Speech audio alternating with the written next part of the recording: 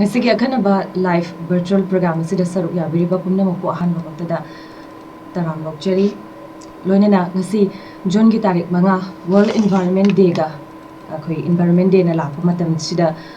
Radio Loktak loinana Green Foundation ga punna khusam najaraga virtual training cum panel discussion on a strategic action plan for ecosystem restoration at the farmer level hiram sigi matang da khoi khana nainabagi thorma makak sinjari loinana ngasi gi Tauramasida guest oina saruk yabigadabasing akoi ahan boy namtang saktakzage ahan bada urikimbam himat CEO Green Foundation lonena akoigi keynote address ahan boy na thambigani lonena anisubada moirangthem loya akoigi langon gi punsi lok ecosystem se karamna akoi hingalan kibage hanjalan kibage haibasigi matang de sagyo experience thambigani aduga subada TH Mohendra Pratap Singh, retired Chief Conservator of Forest Manipur, na koi biodiversity and farmers ariba topics sigi matang da mayek seng na thambigani loinana Dr. Taurangbam Brizkumar, Joint Director of Directorate of Environment and Climate Change na ecosystem restoration role and responsibility of farmer arbiram sigi matang da thambigani to matang da TH ngakpigani Dr. T Basanta Soil Scientist ICR Imphal Soil Health Management for Organic Farming ariba hiram sigi matang da ngangbigani loinana koigi ngasigi live discussion hai virtual program sigi hogdokjaba oina koigi ngasigi participant khudima pusu han ba maktada taram nokchari loinana ngasigi lengsin biriba gas bomna mapusu han ba maktada taram nokchari ngasojoji pandemic sina maram oiraga koi virtual program oina so khanana thamjabani loinana ahan basi loinana koi makhat sidi TH Mohendra Pratap Singh, retired Chief Conservator of Forest Manipur.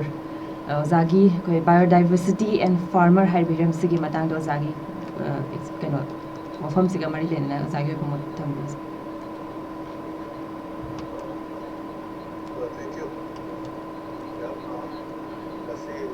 Micham Prasad-gi nupi dagi angang dagi ahan dagi puna miyam da piri base akoi environment se akoi bi film se akoi hingna bai da akoi jati se mi ba jati se tung koina sustainably nungai ne ifana hingna bai da mangta akoi karigamba action khare di loba tare ba action singa se akoi si sana discipline to modam da akoi na akoi da karigamba khare de akoi discipline to bai di exercise to batai ngan hogat patai afu chinjak cha batai maduna traboi di chaning ba tuning ba mase chang nai draboi di phat hodi cha tar di definitely ai gyak sang solo pata ni sola di atu mai to na mi bagi akoi fium so du ne ba atuna akoi na akoi gi handak ki sahi gi wela ecosystem restoration aina mase gi theme am oriba with the plastic ade different theme ya ma ek hobadagi akoi na taurei ba se sing se akoi na prithvi gi United Nations da magi mari laina ba Organizing Food and Agriculture Organization United Nations Environment Program the different state government the central government prithvi gi leba kya na si pangthoi base mase akoi myam da message ma akoi wakan khana ba tam piri bani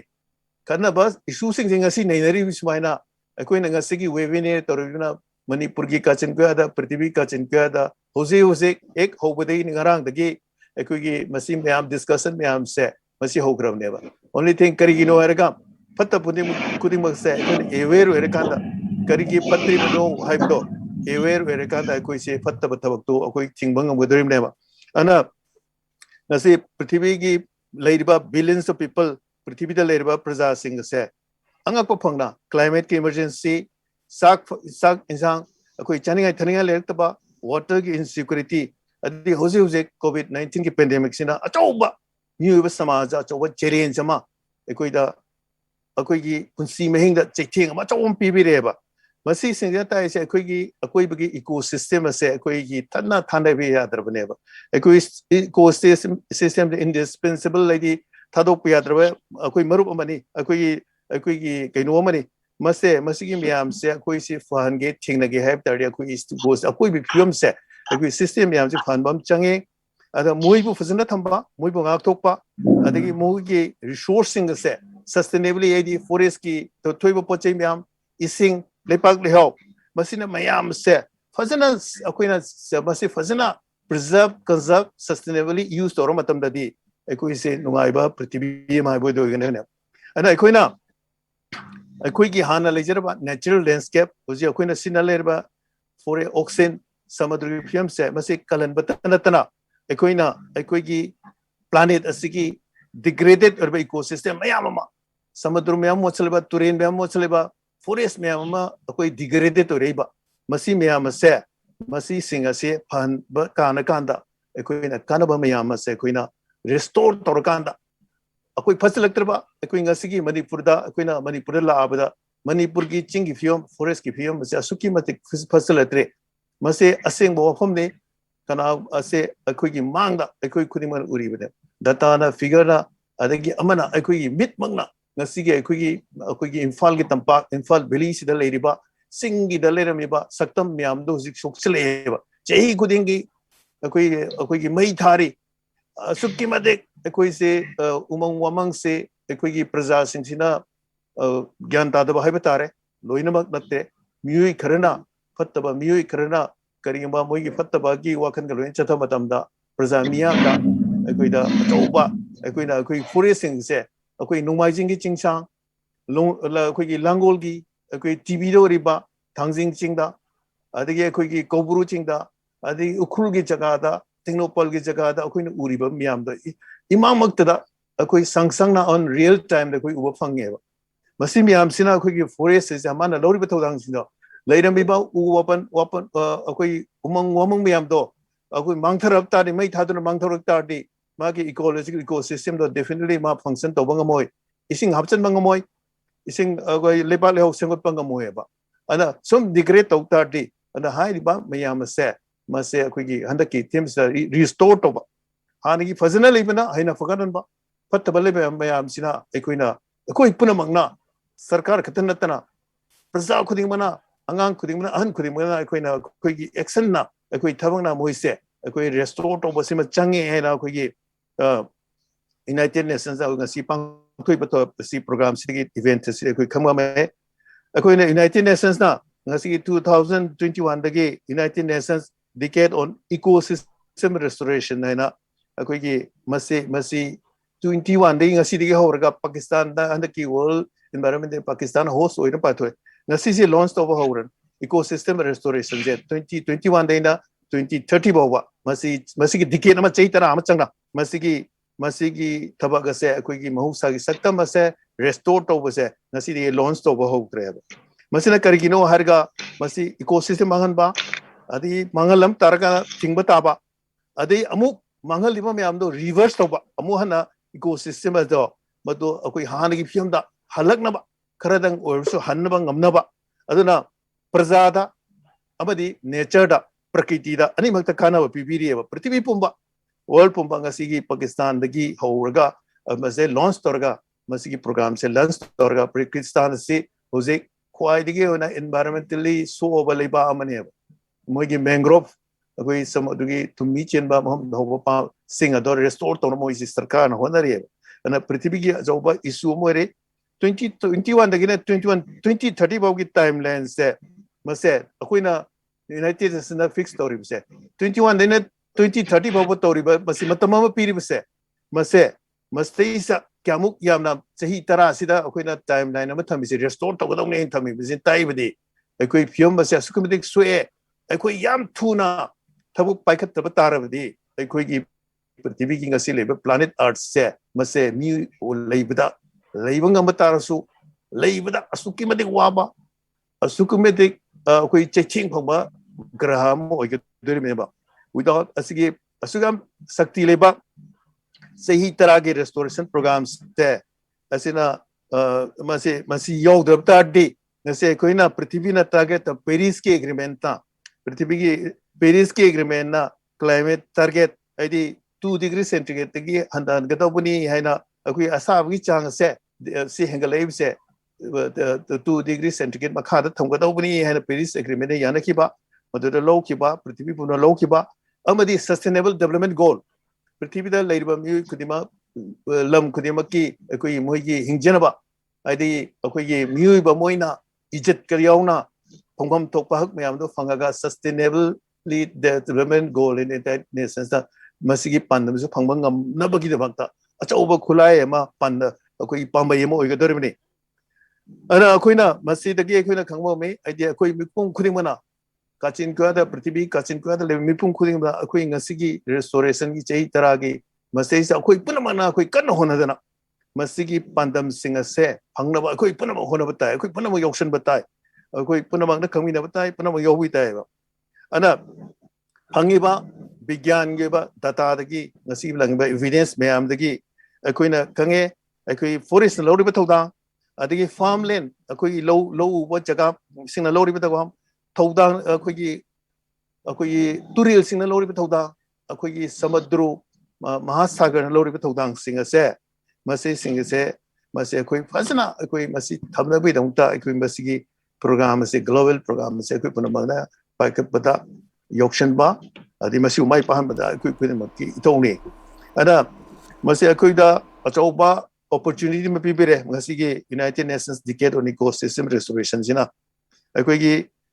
चाननबगी चिंजाकी अदि तन अखोइगी चाथोक पुथोकनबगी अदगी लाइबा 21st century की need मैम अखोइ मियोबे जातिना चौकलपदगी लारिक हैबरकपदगी अदि इकोनॉमिकली हेना पोर बेदगी लारिक लाइसु हेगलपदगी अखोइना अफबा खुनायमा अफबा पुसी मयम हेंगनबि दंता अदगी लाइरबा मैम से पृथ्वी लेरिबा मियोबा दी ओरगा अखोइगी पॉवर्टी लेवल आइदी लाइरबगी पनखै मखादा लेरिबा मैम सिंग से मसी मैम सिंग से मसी लाइरबसु मुथतपा अखोइ चांगनि फिनिबा चानिगाय थनिना जबसु मुथतपा अमदी अखोइगी अफबा चिंजाक सादबना मरम मोइदना लाइना मैम अमा पृथ्वी चौखटपा डेवलपिंग कंट्रीज सिंग दा अफ्रीका दा एशिया दा पृथ्वी साउथ अमेरिका दा mail nutrition थोइबा different kind of disease पुंसीगी महिंगदा मियोबो अमा ओइने हिंबंगम द्रिबै महिंगा से मसीबु लोखोपदा मसीदा अखोइदा तंजाम पिपिरे ngasiगी डिकेट असिना अना अखोइना मसे अफबा अखोइ लम सिंगसंगपा सीस्केप आइदी समुद्रुगी मयाम से कोई पृथ्वी की अचौबे एरिया दी समुद्रुगी इसिंगना क्वेश्चन बने कंफान की सरुकदी यामदे अखोइ लेरिबा महासागर सीस्केप मैम सिबु लैंडस्केप मैम सिबु मसी मैम सिबु फजना सेंगत पैसे अदना मसीना सेंगल बतादा कोई मंगलेबा डिग्रेड तरिबा लमसिगी कानाबा मैम लमसिगी दे पिरमेबा काना मैम से फंगक्त्रिबा से मसीबु सेंदोक्तना अगै हानगी पत्रबा लंदन सिंगदो हानगी मरुभूमि ओरबा सातो पुतोक्त्रिबा अखोई लेहाउ लेतिबा अदि पामी मना मसिंग सिंग हौदिबा डिग्रेडेड तरिबा अदि पतौदी हौद हौचन बदगी लंगतोक बदि लेरिबा डिग्रेडेड तरिबा लम मैम दो लमनेम लमांग मैम दो मदु अखोइना हाना रिस्टोर तौबदा मसदैसा मसिगी प्रोग्राम सिगी मखादा केनो दौरे बेरि अखोइगी फॉरेस्ट के लैंडस्केप सिंग अदगी लोबुक सिंग अदगी लाइफ स्टॉक अखोइगी जातिदा काना पिरिबा अखोइगी लाइफ स्टॉक सिंग संगोंगी इरोंगी मसा साना बिदम पिरिबा जीव मैम सिंग से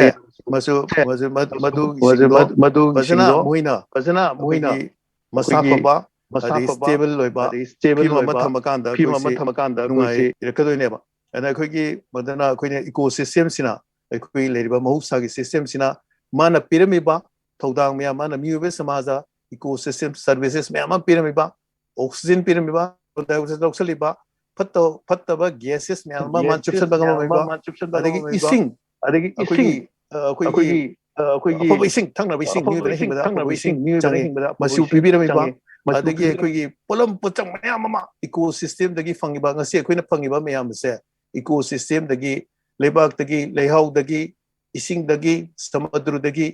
मसदगी फंगो मैम सर्विसेस मैम ना पिबिरम से लेप लेतना फंगदना अखोइगी मियोबदा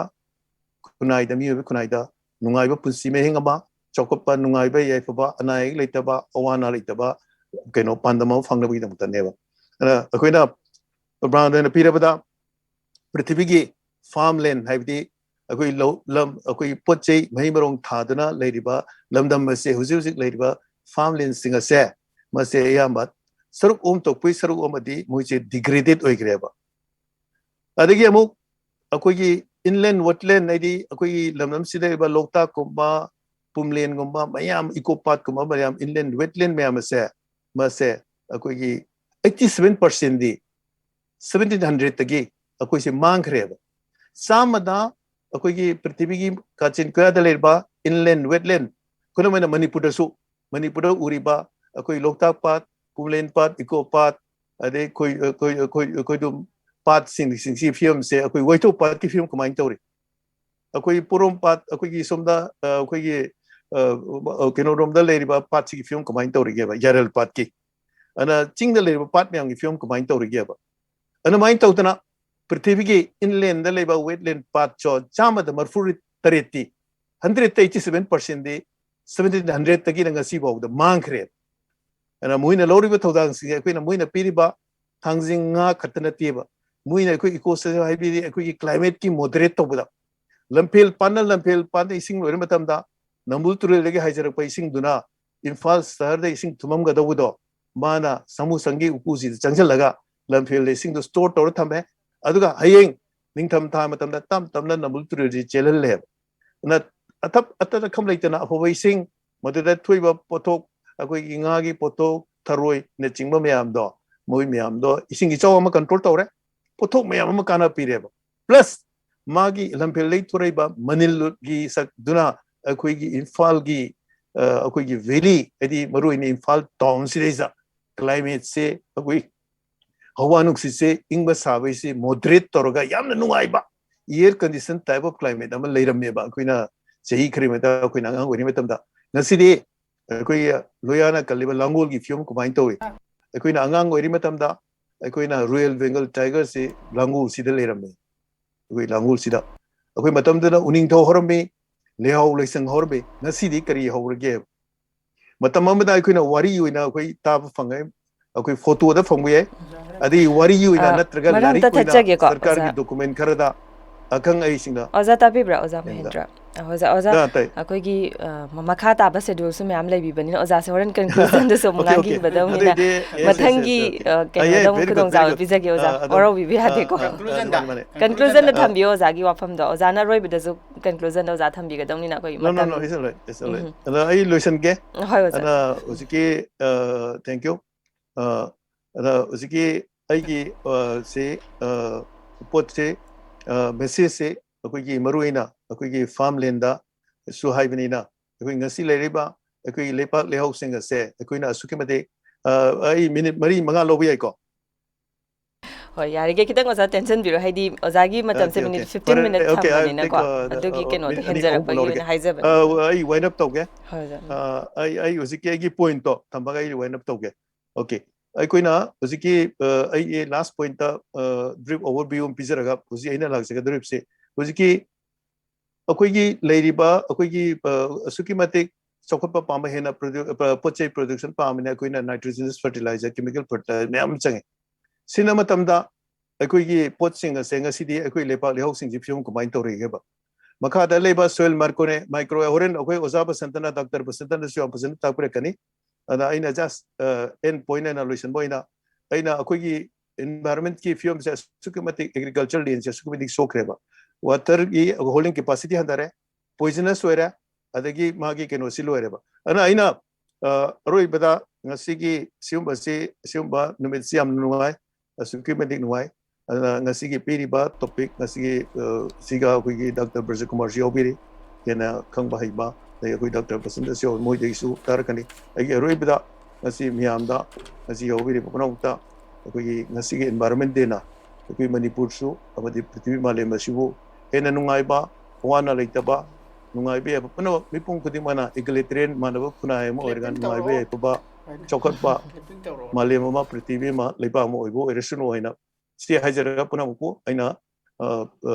tabi bida mukta aina thagar phongje thank you anchor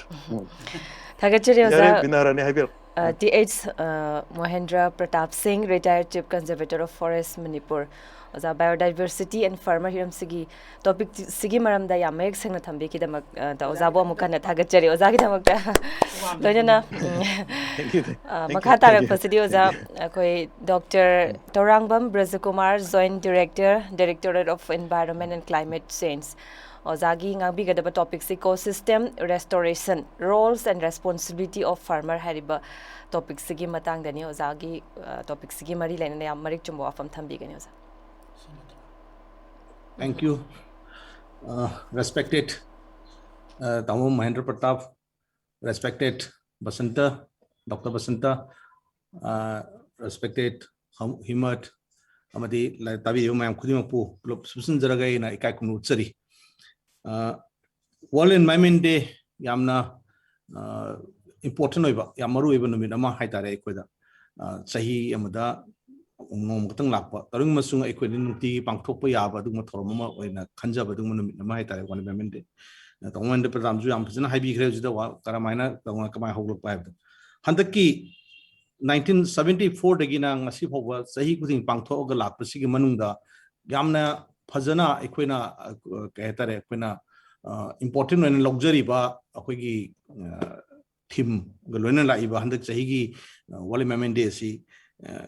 yamna important oiba focus piba duma podam oi karigino haigadi akoina masle restoration ai wahem sine sida restoration haibji karino ida akoigi ai sound ta dabra hello ai sound ta dabra ozari ozagi line make tai ada hariba restoration hana ma yore isi karino haragadi pot ano wama saji have ne te khina ano wama create tausi ano wama puthok se have ne te han le dam pot ma hanjal je have ne am sin haragadi ya masi amna ekoi site to da hangjaba ya ai topic to ina kanjaba da and hajabi responsibility of the person ekoi mi gi responsible have thodang have ne am sin haragadi ekoina manghan jaruba ekoina thugai jaruba ina semdu uba lambi thorum mayam destruction toruba singdo hojikti ekoi madu muna hanjal laksi habigi kholaw yam sin hai karino kun hanjal lakto je hai gadi ecosystem have se ingraz da hajaraga su masi yamna unique oiba yamna punsan ba punna uba yaba mingam da uba yaba potamoina hajage karino hai gadi Laiba Thawam Sang University Pyre Laiba Numit Boigera Tha Boigera the PTV Boigera Mars Jupiter Lady Mamsim the PTV Mayor Lady Kara Mamsim the Pyre Lady Haiba Nataga Jiva Pandusing Lay in Tazanariba as well the scientist in Putoibam Pumsing Hita Sigi Putoibam Pumsing Sigi Man the quite important Waina Laiba Equigi PTV Hariba says the Maybe Queen Hingba, Yananaba, Isorna, Pibiramba, Mayama, Loina Pibiram, Masida Masak, Pibiram, Hariba, Pirama Masaksing, the PTV, the Queen Hingapus, the Quina, a Hingba, the Hing, the Vine, Makalanika, Tuokanda, Anishidan Uragan, a Hingba, Gruma, in the Gruma, Anishi, Amagamaga Marile, Neraga, Amana, depend of Amadu, depend on Aman Tangzaba. I did say, Maybe Quina, Nataziba, Pamba, Toy Pamba, Queen Himbakanda, Musaso Holy. Sor holy si the scenery oxygen hybisi hingdo pot mu erami kudo hingdo pot oxygen si mu kuna sabung am posu eram drebusu hariba hingdo pot ama kuna scenery ba ubusungam daba pipe sungam daba manamjunam daba nuksit makalama oxygen hai english ni hariba nuksit se kun chingsila kana ko hingbungam mina hariba sigi nuksit sim kana pibo erami gida hingbo pambi hariba jibusung pibo kudum adu aman amda depend on adu aikona mu nuksit chawdum hingbungam de kudum sumai tawdra dependence mayam toroga laiba ahingba amadi hingdab anigi marakta laiba chain ama relationship ama dependency mayam sibune ecosystem has amaga depend on the magi system of the limne se man karmai de rami man karmai de bi se ising kara nongi ising sina pukla kanda lechin nola kanda lechin sina nongon sura kanda chingdi centrak pa turen centrak pa system amne les chingde nong sura kanda lain subsan ba subsalaba singsi iput thorpa ipusna turen sengpa turen den center kan pat kaida ta nungsane kan mani no packet ba sig system lady sig system sing sibune kan ecosystem ai hojik kari no khona masi restore to jari je haragadi hariba sig system natural leram ba sig system sa hojik kair pusi kuire je kan pithibis da industry ge se hi heng lakki ba hobudagina hojik industry se 1970s gi mangda leiramba the film duga 1970s gi matung le film siga ani jam song khena na padigi system je yamna hong pad akoi film jam tum chokslakpana thawai pamji bu khudim ku leifam si leibada awabom pom orak pusi urak padigi haiba Stockholm daga pangthokhiba akoi human environment ki oiba forum duna kaina environment world environment is lock for akoi Stockholm daga lock for mayam tamu hen padam pai bi haiba dugi system do kaira khibadu amu hanjalanji haiba mam seng haga adu system du bune kon hanjalanji system duna kari torongge haira gari ngasai gi ecology lairiba ecosystems na pirakpa service mayam lairiba kari no service na kon khanai sinai di sagi ecosystem di yauriba part ni khangde sing ni khangde digi se jungle ni khangde makoi sina piriba oxygen ising mayam je kon tha saraga jiwa ba kon mu hingi ne ekoi no makoi sung preserve tor kan makoi gi potu koina sinabung amine simatara mohina piriba service mayam de koina hosi phangtre haije ko se manipura turen kange imphal turen kangba hore iril turen kangba hore nambu turen kange turen gi service leite ko dosi turen na pirakpa turen gi ecosystem na piba turen gi catchment leiba forest tugi mana piramba service to ekoi phangde bujus mana piramba magi ekoi da haidi jibo panba norway na taime be ko pirakpa mai kana bisin ko phangmang ngamukte bujam hariba lambi se kairak iba mayam ju kanana ka hela kuna haidi ekhoina ka hen jagi bne habi ki achoba charge am tawi ko du jik kanana tawi akhang hisin hanna yengat pakanda mamang sahi cham gi lising magi mayam ji pakanda ekhoi muebe ekhoi activities na helu bna mo kana hai mayam ka hen jira konje ekhoina haju yazira kanda scientist sing na akhang hisin na masi adudi ekhoina ka hen jaru bne ekhoina masi ngakum thoina masi mu hanjilan num thoina habi gi wakhal londani ekhoina ecosystem restoration na reje ko du musai loyan habi ki yam pezi restoration da langon gi restore to ko de loya yam sawo ro lobi kai to yam sumba restore to ekoina tan kana to koi mangan ja ki bani ekoina si kan bata mi dum siri dum koi si dum da okay ba sahi mamang sahi dina hos da corona like lapati pandemic lapati gi adumati corona virus mi mam hani mi si natural zoom si corona lakti zoom siram other corona na si khusi mam ki ba mi on pending mi on trauma am lerga naru min ki ba mayam sin si mayam dang si pek ka tren tari gi no khn mai ba corona sam ki ri har ga di amom har ga di kari ta thaja da ba su virus mi lakan kan am khannaru di yam sin har ga di sugumba unexpected oiba control nga moido ba sam sakhul medical science na control to bang moido virus ma khudak ta la kanda पृथ्वी में पुंख मुझे हाथ करने का ऐसे कोई था जब वाट खीब कोई खन मुझे गम खीदे मतलब तो खलुदे प्रेडिक्शन ले खीदे मैं हम प्रेडिक्शन ले खीदा बा हाँ ना फोरकास्ट ले खीदा मनमो एकांडा मेडिकल साइंस में मतलब रेडीनेस ले होग दे कोई ले होग दे मनमो एकांडा एक नसी मसी कंट्रोल तो कोई वारी बा मुझे वेरी ने कोई हमसे नहीं चखल अदो सिगी हारीबा सुम अनप्रेडिक्टेड पोट में हम लाकनी हाई बसी खंग दबा पोट लाक्सला कांड वारी बसे मसमाइन तो उधरा वारक तनबी दंग तने कोई ना climate change impacting environmental degradation impacts मैम अखुन precast तो scientist मैम precast तो बसे नोंगी इसिंग याम कन्न तासलकनी इसिंग इसाव याम तुन लाकनी इसिंग थकनबो फंगोय लौ उनबे इसिंग फंगोय तुरेन कंब होरे इफुट कंखरे का हारिबो मैम समुद्र की हिमालय की लेबा मथक को उन मैम लोन तुम्बा होरबनी सही कुंट्रा 2020 30 ददी मसनो तुम्हरेने का प्रेडिक्शन पीरिबो सिंगसे मसिन तौरा कांदा ताइम में भी कुछ करी वगैरह के हैं कोई मशीन फोरकास्ट ले रहा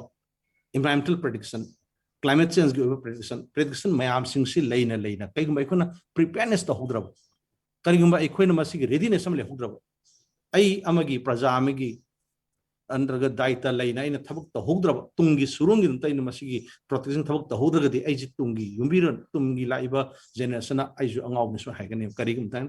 साइगी पेंडेमिक कोरोना की पेंडेमिक तुदी होय अनएक्सपेक्टेड नी अपन प्रेडिक्ट तो बोर ऑन द फेस तो बनी तो गुम थोई मसीगी ना पराम तंबीर का अपन प्रेडिक्शन ले दबस जे रेडीनेस ले गुम थोय बुझसे रेडीनेस ले करमा ले गदगी साइंटिस्ट न हाइबा अखंग हि हाइबा पृथ्वी में फंग लाउरिबा खलाउ से मुना तासल कांदा मसे खंगमिन कांदा आइगी दायित्व न करी नो मागी दायित्व न करी नो दायित्व से मथम त लौमिनरगा एकोइना महारिबा लाइमिनरीबा अहिंगबा हिंगदबा प्लानेट से लई पृथ्वी से लईबा अहिंगबा हिंगदबा खुनमकी माय मागी रेस्पोंसिबिलिटी माय मागी राइट सिंग माय मागी दायित्व सिंग दो लई हिंगमम संगे बकन तुरेन लेहनसे पाट लेहनसी चिंग लेहनसे उमंग लेहनसे मुबा अखोगी लेफम लेगनी agricultural and agri na blow under the base sigi lairiba hanigi leramba system da leramba poto laira kandane okana ecosystem sigi service manje restore to bung do je kun madu natadna aigi apam begi keno jena henman khidna nataka chakot khongthangi mingda development ki mingda aigi destruction gi posna khumang choksul yamna aggressively henjana saction gi aduna si natin lokslesi ngasi karina balance ma lairba thuai gri bujikse aikuna maya mangalame u ani hum yanthalame asung ani hum hogalebo naturally asmaitona magi healing gi process ma naturally leje naturally yamna phaba poram naturally akhoi akhoi iswar haise akhoi u manga tru anthala jo asung da mani hogalakani da balance to rame ba hojikti kai tawre akhoi gi destruction gi speed sanam henjin sat khre bujikse destruction gi speed nam henjin chasin natural healing na taptha hore so matonda sum restore taropegi natural gi oiba healing process na taptha hore kanda ekhoi myobi activism kanjal la sakhibana marom oi kanda balance yam kai re bujik se china ne ekhoi na yamna sawba amang la kanda ekhoi na myobi ekhoi na phanam honor su ekhoi na hana gi film da hanjal la pungam da lai hatta mayam da khanleng bu lairiba himalaya da laiba unjing sina tumgra kanda india da kai ising thakma pi de no number 1 as global warming la kana climate change la kana aham prediction government india na quite worry bisi kari no ha himalaya gi unji kangrani 2013 prediction 2013 2050 wang da himalaya gi un bainu kangina ha bini kangra kan da ising krai yamuna da krai ising la kani ganga da krai ising la brahmaputra da krai ising la brahmaputra ising la tra ko manipur ising thangani na khanbi bro mayam hairiba poching si kana to hon akhoi ju yeng himalaya to kharje pisak to ko manipur di yeng se akhoi manipur da leiba film sida ekona thai be sing krai de sing oina leiba sing se center sing zum dune ko thai ju atai de nati brahmaputra region si laga barak ti hoi barak seli manipur barak sing thapun de pena ma de sairam sakim ne chada ta gim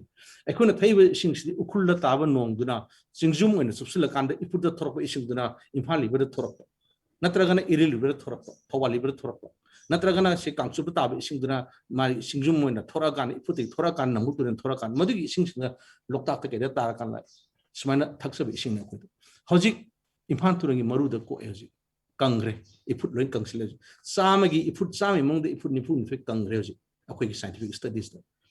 iput se kangra matung da di ising subsan akoi ising ji turen de masak pibina ba turen onana ising leitre hoji ko ising lek tarang da kai di agriculture na ko dis nataga kadai digi ising no kon thaktu achoba samasya ni kudu ori hoi climate change gi achoba impact ni climate change na pirakpa adu se thing amane na khoi logdu suya ro machim tang kari no haidi nong subi gi sang sabe sang hengalak pa se impact amoina northern state ta phangi ba impact city intensity wang ba nong aten motom nong akan chusela pai ko aten motom nong akan chusela pa haibi athodi nomini ni changna sudu nong do khoi pung amana ta ani do loi phang do ne plop mukta bulap haidharani intensity yam kallabrina nong se lain changhoroi singse zwalong sendakhrani awang di akup anemr sentarani aduna flat tho ani ekweda sing the landslide do horani tampaktna flat tho alerani ekweda adugi potna lain de sing le hodrabni iputising thoraro iputising thorokter kandidi pat turen loinamuk sing kanghrani puki muki linkangbugi underground water adum dupli tawrani underground water na adum name phra kandidi soil moisture layer lainin inin leroi inin letaba lofum dadi karai di lofaru ne ko hariam sangba helane ko sigi system singsi mayam singsi kairak po mayam sing dune ko na yang kana aina focus visioning isi hoi world environment day khakang dai ko na masin ningsang gadab nate nungti namit kudimo kimi kudimo ko ningsung te kai no ko miku kudimo ko sour holin si oxygen sin na ko lim ngata oxygen si karai di la ko no pambi terti hai mayam singsi ekoi yamna kupna naina ba khangmin wam sangi khangmin abana tanata ekhoi masigi action on thok na ba ekhoi yam sawba darkar leiba macha khara ekhoi nuba praja moina masi lokal pum paina khali hoi lai mayam sudronda lairi bu mayam question like lap malai chathabe ko yani oza dum chathabi hairiba smaitona lairiba system singsi kaire iba amadi tawdu thodang sing yamkre akoina khanaba yabadi side by side yamkre du subsela kanda ngasigi yamna focus oiba thim dain passenger kanda ekoi longmi sing oiba responsibility sidai kitang lai okoi maru Kari dawre no jage kari no hargadi ekoi environmental degradation la iba अकोई film कायरकपा अमदी ecosystem restoration तौगे हरगदी अकोइना traditional knowledge हम दरकार है traditional knowledge है अकोई हानदगी सनर इबा महिंग कोई हानदगी थाइनगी ओइबा लो पथाप नि खंगे अकोइना चनप पथाप है तारे ट्रेडिशनल नॉलेज हम दरकार है तारे अदना मसिगी ट्रेडिशनल नॉलेज सिंसे अकोई डॉक्यूमेंट वेल डॉक्यूमेंट तौबसे आई एम फोकस पिजनिंगी अकोई मरुगी मदनी सिगुंबा संस्थान सिंह है तारे सदा यां कन पिजनिंग ट्रेडिशनल नॉलेज की डॉक्यूमेंटेशन से लोकल मतुंदा मदुबु वेल डिफाइन तौरगा modern scientific का मबाने से blend तो हंजनी हम कर आइडी knowledge अरीबा knowledge तो दिदा अनोबा science आपसे लगा अनिसिकी ओइबा blended pattern अमा methodology अमा पुथो कांदा इक्वेगी सुगम लो पथाप्स तो वो मद्रा काले रे बराइन मतलब दा हम समना है दा इक्वेगी से उखुलोम दा slope land के agriculture दा इक्वेने slope दा सुनले नमदिगी इक्वेने terrace agriculture on थोड़ी terrace agriculture is the scientific approach ने हम शेन है मतलब साना पदुंबा लो पथाव मनी अदुगी मथक्ता मु terrace तगी मु खेंदोरा कांदा हुजिना मु कैदोरा केदा खरा काला कांदा मरक terrace मरक इसिंग लोक की सनबी मु होरे फर सेनापते दम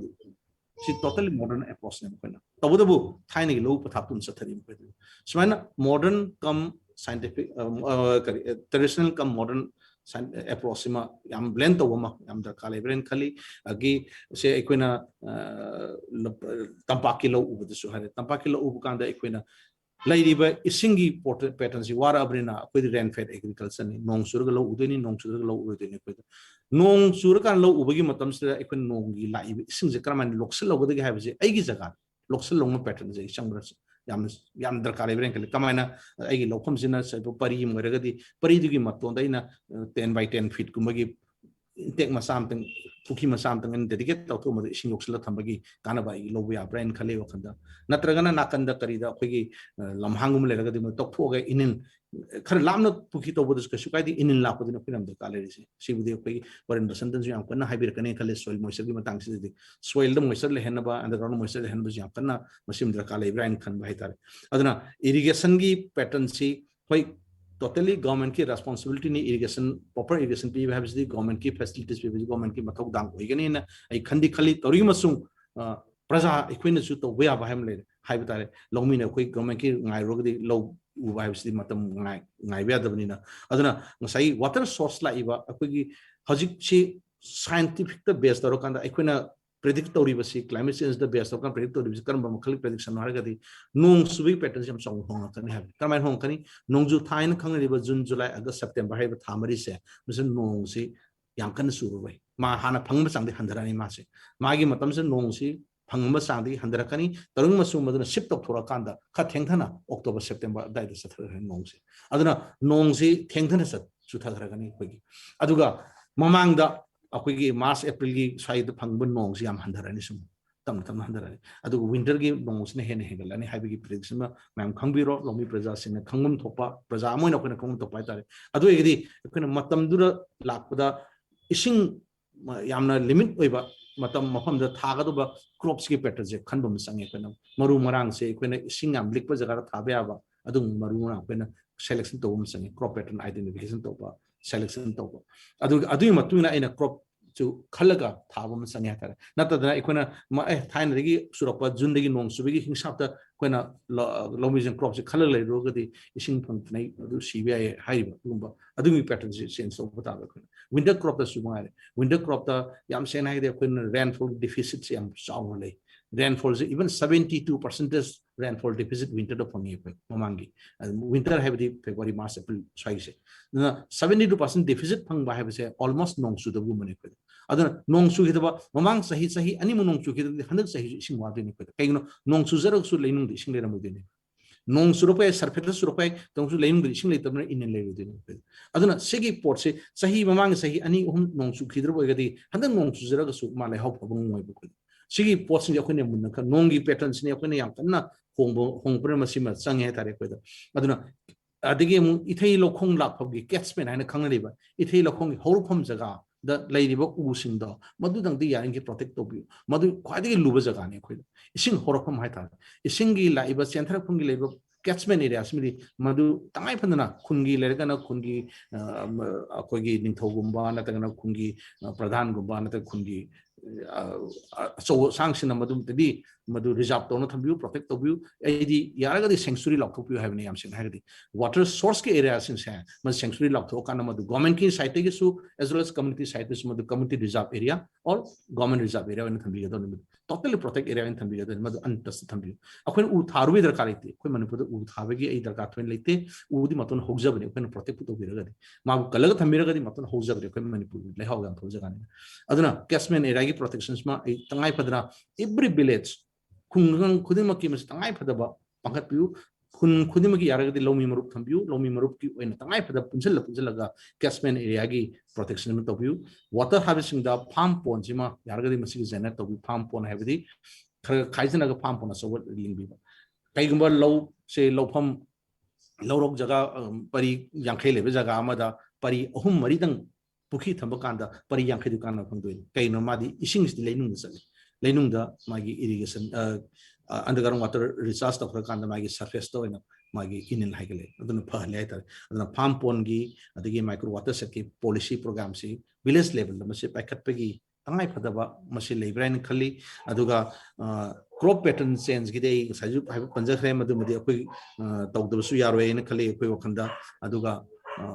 biodiversity akoigi leiriba microbes sing si soil leiba microbes sing se masi manghandana bigi masaks di akoi leiriba prajana su hena akoi khangam ngaptani moi sina hen le haup phale ka se makoi kanma madra ka le hetare koina aduna akoigi ecosystem restoration se langna bo hona bada akoina tawdaba adaba ithogdang amoina ai si ikon hingba yade aina prithibi de hingba kanda aina karigumba kharada depend tawri makoida tangjar hingi ko masi kawum thokte hetan aina tangai padana ai nuksa so homna sangiba oxygen piriba pambi duri tangai padana depend tawri ma yaw de hingba sumum de ising sumani yokselakti nongi singje magi maran subsal ling thambi dini adu lenung de ising de wan throga thungde aduna ai masigi deliva praja mayam singda koi friends singda yam sang matam logzarurege ai kitang keno su jam kitang ngai to khalai nei kitang ten jage aragadi aduna matungda mung ai yawnaba interaction ka yaw ngamna mo hona jage aduga tangai phadra component wise ai prioritize to buse ai di ai munda paisa yam samba praman oina hajar ai munda lupa lising amale lising am jai kamdong na use to kamain sinaga de ga bisi ai gi dra ka di matuna sinana kanda ina saving thamang am doine bu adumai tuna natural resource adumai na ai prioritize matuna sinase natural resource ka imang da jungle ma le na jungle le khudum ai gi ni sumi torumusung lairiba ai gi pot kun to ngasi lon muk lok thokani ngasi lon muk thatat kani habdi mun wakhan khangum se prioritize to se mana pi ba kana kari no mana le tagan kari no haibigi khangdok mina ba ai gi koi le post khangmina bam de sangi moi mayam sima khuna respect to ga ekoi pulap hingmina na ba khona ba sa masina khwadigi maruba important oiba kanoni wafam ni haibse thamjarga ngasigi mayam wale mamide la pus mayam kuma laiba sahi ji koi ana yog daba yam nungai ba pus mi him him si haibse harga nyam dige bidai labje thank you Thagachari oza akogi Dr. Taurangbam Brajakumar Joint Director Directorate of Environment and Climate Change oza bom kana thagachari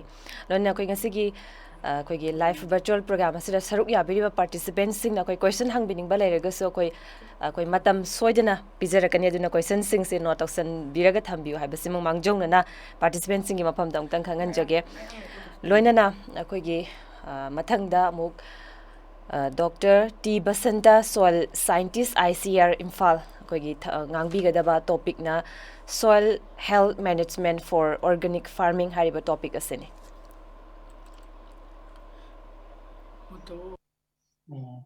Yam bu kurum jari ha mamakta tabi bra ina hajari tazai fazana tazai oza Taita. tazai oza ha mamakta da koigi ha mamakta da koigi ngasigi program sibu simbiriba World Environment Day ga mari lenan simbiriba koigi Green Foundation amadi koigi Radio Loktak uchiwa bu thagachari mathang da koi respected koi sir keno Mahendra Pratap Singh Sir Brajakumar amadi timbiriba koi simbiriba CEO yu himat amadi timbiriba koigi participant khudimakpu no lukcharu chari ngasi matam so koi thengjala panina koigi ꯑꯩꯈꯣꯏꯒꯤ almost schedule time ꯗꯒꯤ 1 hour ꯒꯨꯝꯕ ꯍꯦꯟꯅ ꯊꯦꯡꯖꯟꯈ꯭ꯔꯦ ꯑꯗꯨꯅ ꯑꯩꯈꯣꯏ ꯑꯩꯁꯨ ꯇꯦꯟꯁꯟꯅꯕ ꯑꯗꯨꯝ ꯍꯣꯠꯅꯖꯒꯦ ꯃꯁꯤ ꯄꯤꯕꯤꯔꯤꯕ ꯑꯩꯈꯣꯏꯒꯤ ꯇꯣꯄꯤꯛꯁꯦ ꯑꯩꯈꯣꯏꯒꯤ ꯑꯩꯍꯥꯛꯀꯤ ꯑꯣꯏꯅ ꯄꯤꯕꯤꯔꯤꯕ ꯑꯩꯈꯣꯏꯒꯤ soil health management for organic farming ꯍꯥꯏꯕꯁꯤ ꯃꯁꯤ ꯑꯩꯈꯣꯏꯒꯤ world environment day ꯑꯁꯤꯒ ꯌꯥꯝ ꯃꯔꯤ ꯂꯩꯅꯕ ꯑꯩꯈꯣꯏꯒꯤ ꯇꯣꯄꯤꯛ ꯑꯃꯅꯤ ꯍꯥꯏꯅ ꯈꯟꯖꯩ ꯂꯧꯃꯤꯁꯤꯡꯒꯤꯗꯃꯛꯇꯗꯤ ꯀꯔꯤꯒꯤꯅꯣ ꯍꯥꯏꯕ ꯃꯇꯝꯗ ꯑꯩꯈꯣꯏꯅ ngasi akoina world akoigi environment che restoration of the ecosystem haibse ecosystem haise ecosystem makhal jangre akoigi forest ecosystem marine ecosystem khal myam khaitokre agro ecosystem haiba amasu leiri ko the wetland ecosystem makoi sida koi roina aigi kenogi oina di agri ecosystem haiba sine masi su masi naina matamda akoina soil management se karamna tawni haibasi masi yamna khangdaba yade myan phap tamina bam changi adulagi akoigi ngasi restoration haiba akoigi word ama yaurisi akoigi restoration haiba word ama yaurisi masi akoina ecosystem asibu restore tawna honaba matamda akoi honaba matamda akoi soil sine ba kwai maroina soil laitragadi akoina ecosystem che restore to yaroi habadi wetland dagi ecosystem kogi wetland da ecosystem restore to hairagadi magi atopa kano amada chatkrani aduga makoina hadi ecological succession haina koina jaga amasi mathang koina pambi ama muhorga among sintokiba mathang moi loyakanda among sintorakpa makoji koina ecological succession kaweba aduga agro ecosystem de koina thariba poching che sigi matungina amadi koina chaiba har khangde hapiba input khuding makoi sigi matungina koi agriculture land che koi soil che koi magi mawong se semakadoine aduna koina ngasigi point to the aigi topic ta soil health management for organic farming haibasida akoina ngasi koi sir Mahendra Pratap su yam marik chumba wafam thambigre koi sir Bajakumar su thambigre soil ga hafet mari leinaba environment ga loinana ngasi maru oina koi gi organic farming da koina changiba soil gi properties masi karino haraga di hanbada koina soil organic carbon na leise soil da koi gi una wana madi sao chek sungbo me am tagi koi pathara kanda pathara pai che ta pathara ya banate makoida koi soil microbe me ama yaudoni makhal gi thousands millions of microbes makoi yaudana heta pathaba decompose on ba ya banate makoi si koina soil sida yamna leiribo mate koina organic farming to matam da koi yamna nungai ba koida easy ohel hai tare aduna organic farming haise akoina karomdagi asom koigi Europe kumba khara ingbalam chumbadagi ayamba koigi keno success oina ubadawna tawrise koi moigi di koigi keno se ingbalam dina ko mokoigi di koigi organic carbon na koina yauri ba soil da yauri masi ji pathabagi chang ji yamna koigi nemeba rate che moina hapsali chang duga koigi soil dagi koina organic carbon che koina carbon dioxide oina ola kanda nuchita pai gi chang je moi gi rate cham neme aduga moina hapchan ban hen bai ta pambi na horoga hapchan ba or min hapchan ba chi chin hen ba aduna koi gi soil sida organic carbon je sum henkat pai ta koi India gumba asaba lam na koi gi desert ka lei jaga se sidana koina kamai tawge da saba na maram oiduna nong su ta dramina koi gi nomanamagi koi sabasina koi organic carbon je manin jakhiba koi nuksita pai gi changthina sum henba duga hapchalapna pina bana leitaba dagi microbes sum chijalakpa sumain tawbusina soil se nomanamagi sum kai gi budi koi last koina lengoi koina oihorine koina ada Manipur su hujik sagalapagi matungina yam sabu sagalagati koi soil sida kaiba dum lakani mangonda yaurba koi microbe khangde ama koi sinchigi koi composition se dum khenarakane ba aduna koi number 1 koi soil lebak lehok si organic farming da koina organic carbon से maintain तब हाइदी more than 0.75 milligram per kg soil है तारे को percent है ना जो कोई ना होंगे इबा मसी से कोई ना maintain तब बंगम बता रहा थी को कोई ना organic farming तब मतलब दा कोई success होएगा नहीं बा ना soil ऐसी कहीं ना ते soil kg में तब मतलब दा almost half of the कोई की soil से हांग बा porous होएगा हाइदी खोरग लेबा कनोनेबा अदो इसिंग याम लेरगना इसिंग न कंसनबा तंखाइसिमा अदुगा तंखाइ अमना कोगी नुचिना कंदोइनेबा मसिगी मकोय अनि से फ्लक्चुएट टाइम टू टाइम कोई होंगबनाय अदुगा मसैसिदा 45% अमा कोगी लेमहौरिबा 50% सिगी 45% सिदि कोगी मिनरल कोगी मसिदा कोगी पांबीगी मचिंजा मयाम थोलैबा कोगी मिनरल हाइ तारेको असेंबो मिनरल क्वार्ट्ज काइन लेबा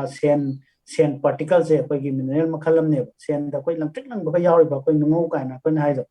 कोई से मिनरल मखल ने मोसे तम तम ना काइत्रा कान मोसे मिनरल पीर कांदा कोई प्लांट की मचिंजा ओइदोने सुगुंबा 45% अम यावरे दुगा 5% नम ऑर्गेनिक मैटर न यावरि ऑर्गेनिक मैटर से ऑर्गेनिक कार्बन हाइबसी को ऑलमोस्ट माने मकोय मशीने बकोयना याम याहनी से अदुना अखोइना मसी यावहनगे यामना यावहनगे अमदि केमिकल दगी फ्री ओइबा कोगी लैंड अमो कोगी एग्रीकल्चर लैंड अमा सेमगे हाइबा तारगदि कोइना सर्टेन कनो खरा तब कोई मेजर खरा लखत दरकार ताय हाम मतमदा कोइना पादिबा थोलैबा कोइदा थोलैबा कोगी वेस्ट मटेरियल बायो रिसोर्स हाइता बायो डिग्रेडेबल वेस्ट हाइता कोइना उना वाना कोई थोलैबा सिंजे मसी सिंजे कोई मई थादोक्तबम चंग है तार कोन चरुसी हुजे येंगो मणिपुरदा थौबाल लाइन मोस्टली कोना आइना येंग मत कक्चिंग थौबाल लाइन सिता मकोगी मेन रोड मेयादा लौरो पंथादा थादोइबा कोगी कनो सिंगसे चरु म्याम से आइदि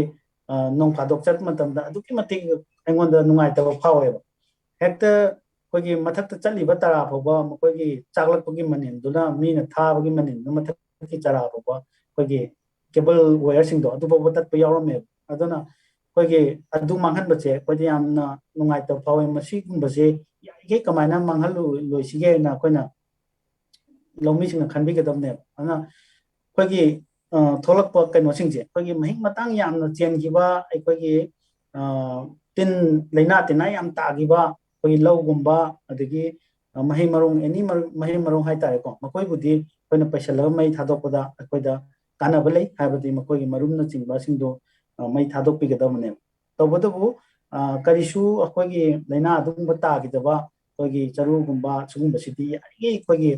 थमजन्नबा अमदि सन्नबु चाजरे सन लाकपा हाबसे आगी कनोदुदा लबुक तुदा सन लाकपा हासे सनजिना कोगी मकोगी ड्रॉपिंग्स मैम थादरम दोइनेबा कोगी संथि संयुंग मैम थादरम दोइने मसे कानरिनेबा अदुना मफम खरदति कोगी चरुसिदा कोइना चरुसिदा मफम खरदति थुम चाइसनने लंगी सिंगसना थुम चाइसलिबै मरमजि कैनो हाय गांदा सनजिना थुम जाम पामिना को सनजि थुमजि पामना मरम ओइदना मोय कोगी लबुक सिदा कोइना चंगा कांदा चरु खंगदे अमा खंगदे कोई थुम यावबने चादोइनेबा अदुना संथि म्याम ताहोबा हाय तारे मसी लंगी दे याम काने हाय तारे अदुना नंबर 1 कोइना कोगी लंग्स ओइबा कोगी फॉरेस्ट हाइ तारे फॉरेस्ट से कोगी कनोगी दे लंग्स ने बको कोगी एनवायरनमेंट से सिगी दे लंग्स ने अदुना मंगमंग पोथोक पिदबा अदगी कोगी लबुक मया दा कोई सर्वज कुमार न सोहाय बिग्रे नसाई कोगी फार्म पोन अमा थंबियोना कोगी मसी याम काने हाइ तारे को मसी करिगुंबा ngमगदी फार्म पोन सिदा कोइना प्लास्टिक लाइनिंग गुंबा तौबिरबा अदुइ तारगदी मदुना अमहेना कोगी सिंग कंगदबा मदी मथक से नुंसा कनो तौदनबा असाबा मतमदा कोगी कंगिदनबको हाइफेतंग कोगी वा खंगदे कनो तौरकांदा कुपसन बिबगा ngमगदीको मसिजु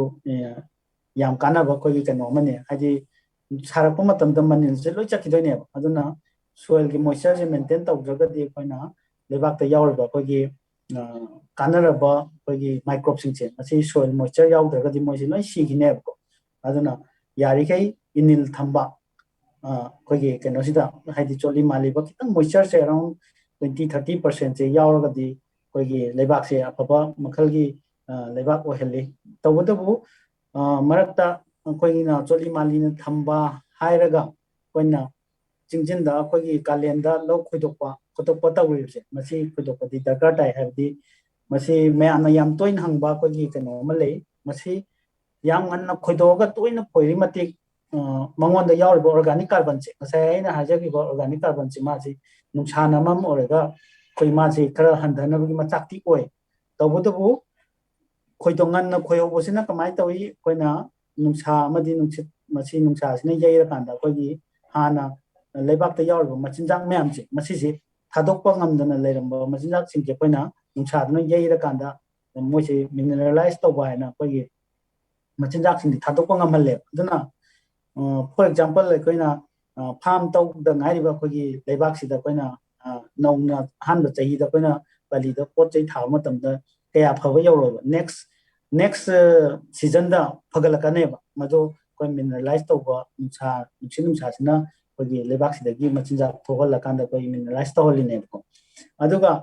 अमरोमदा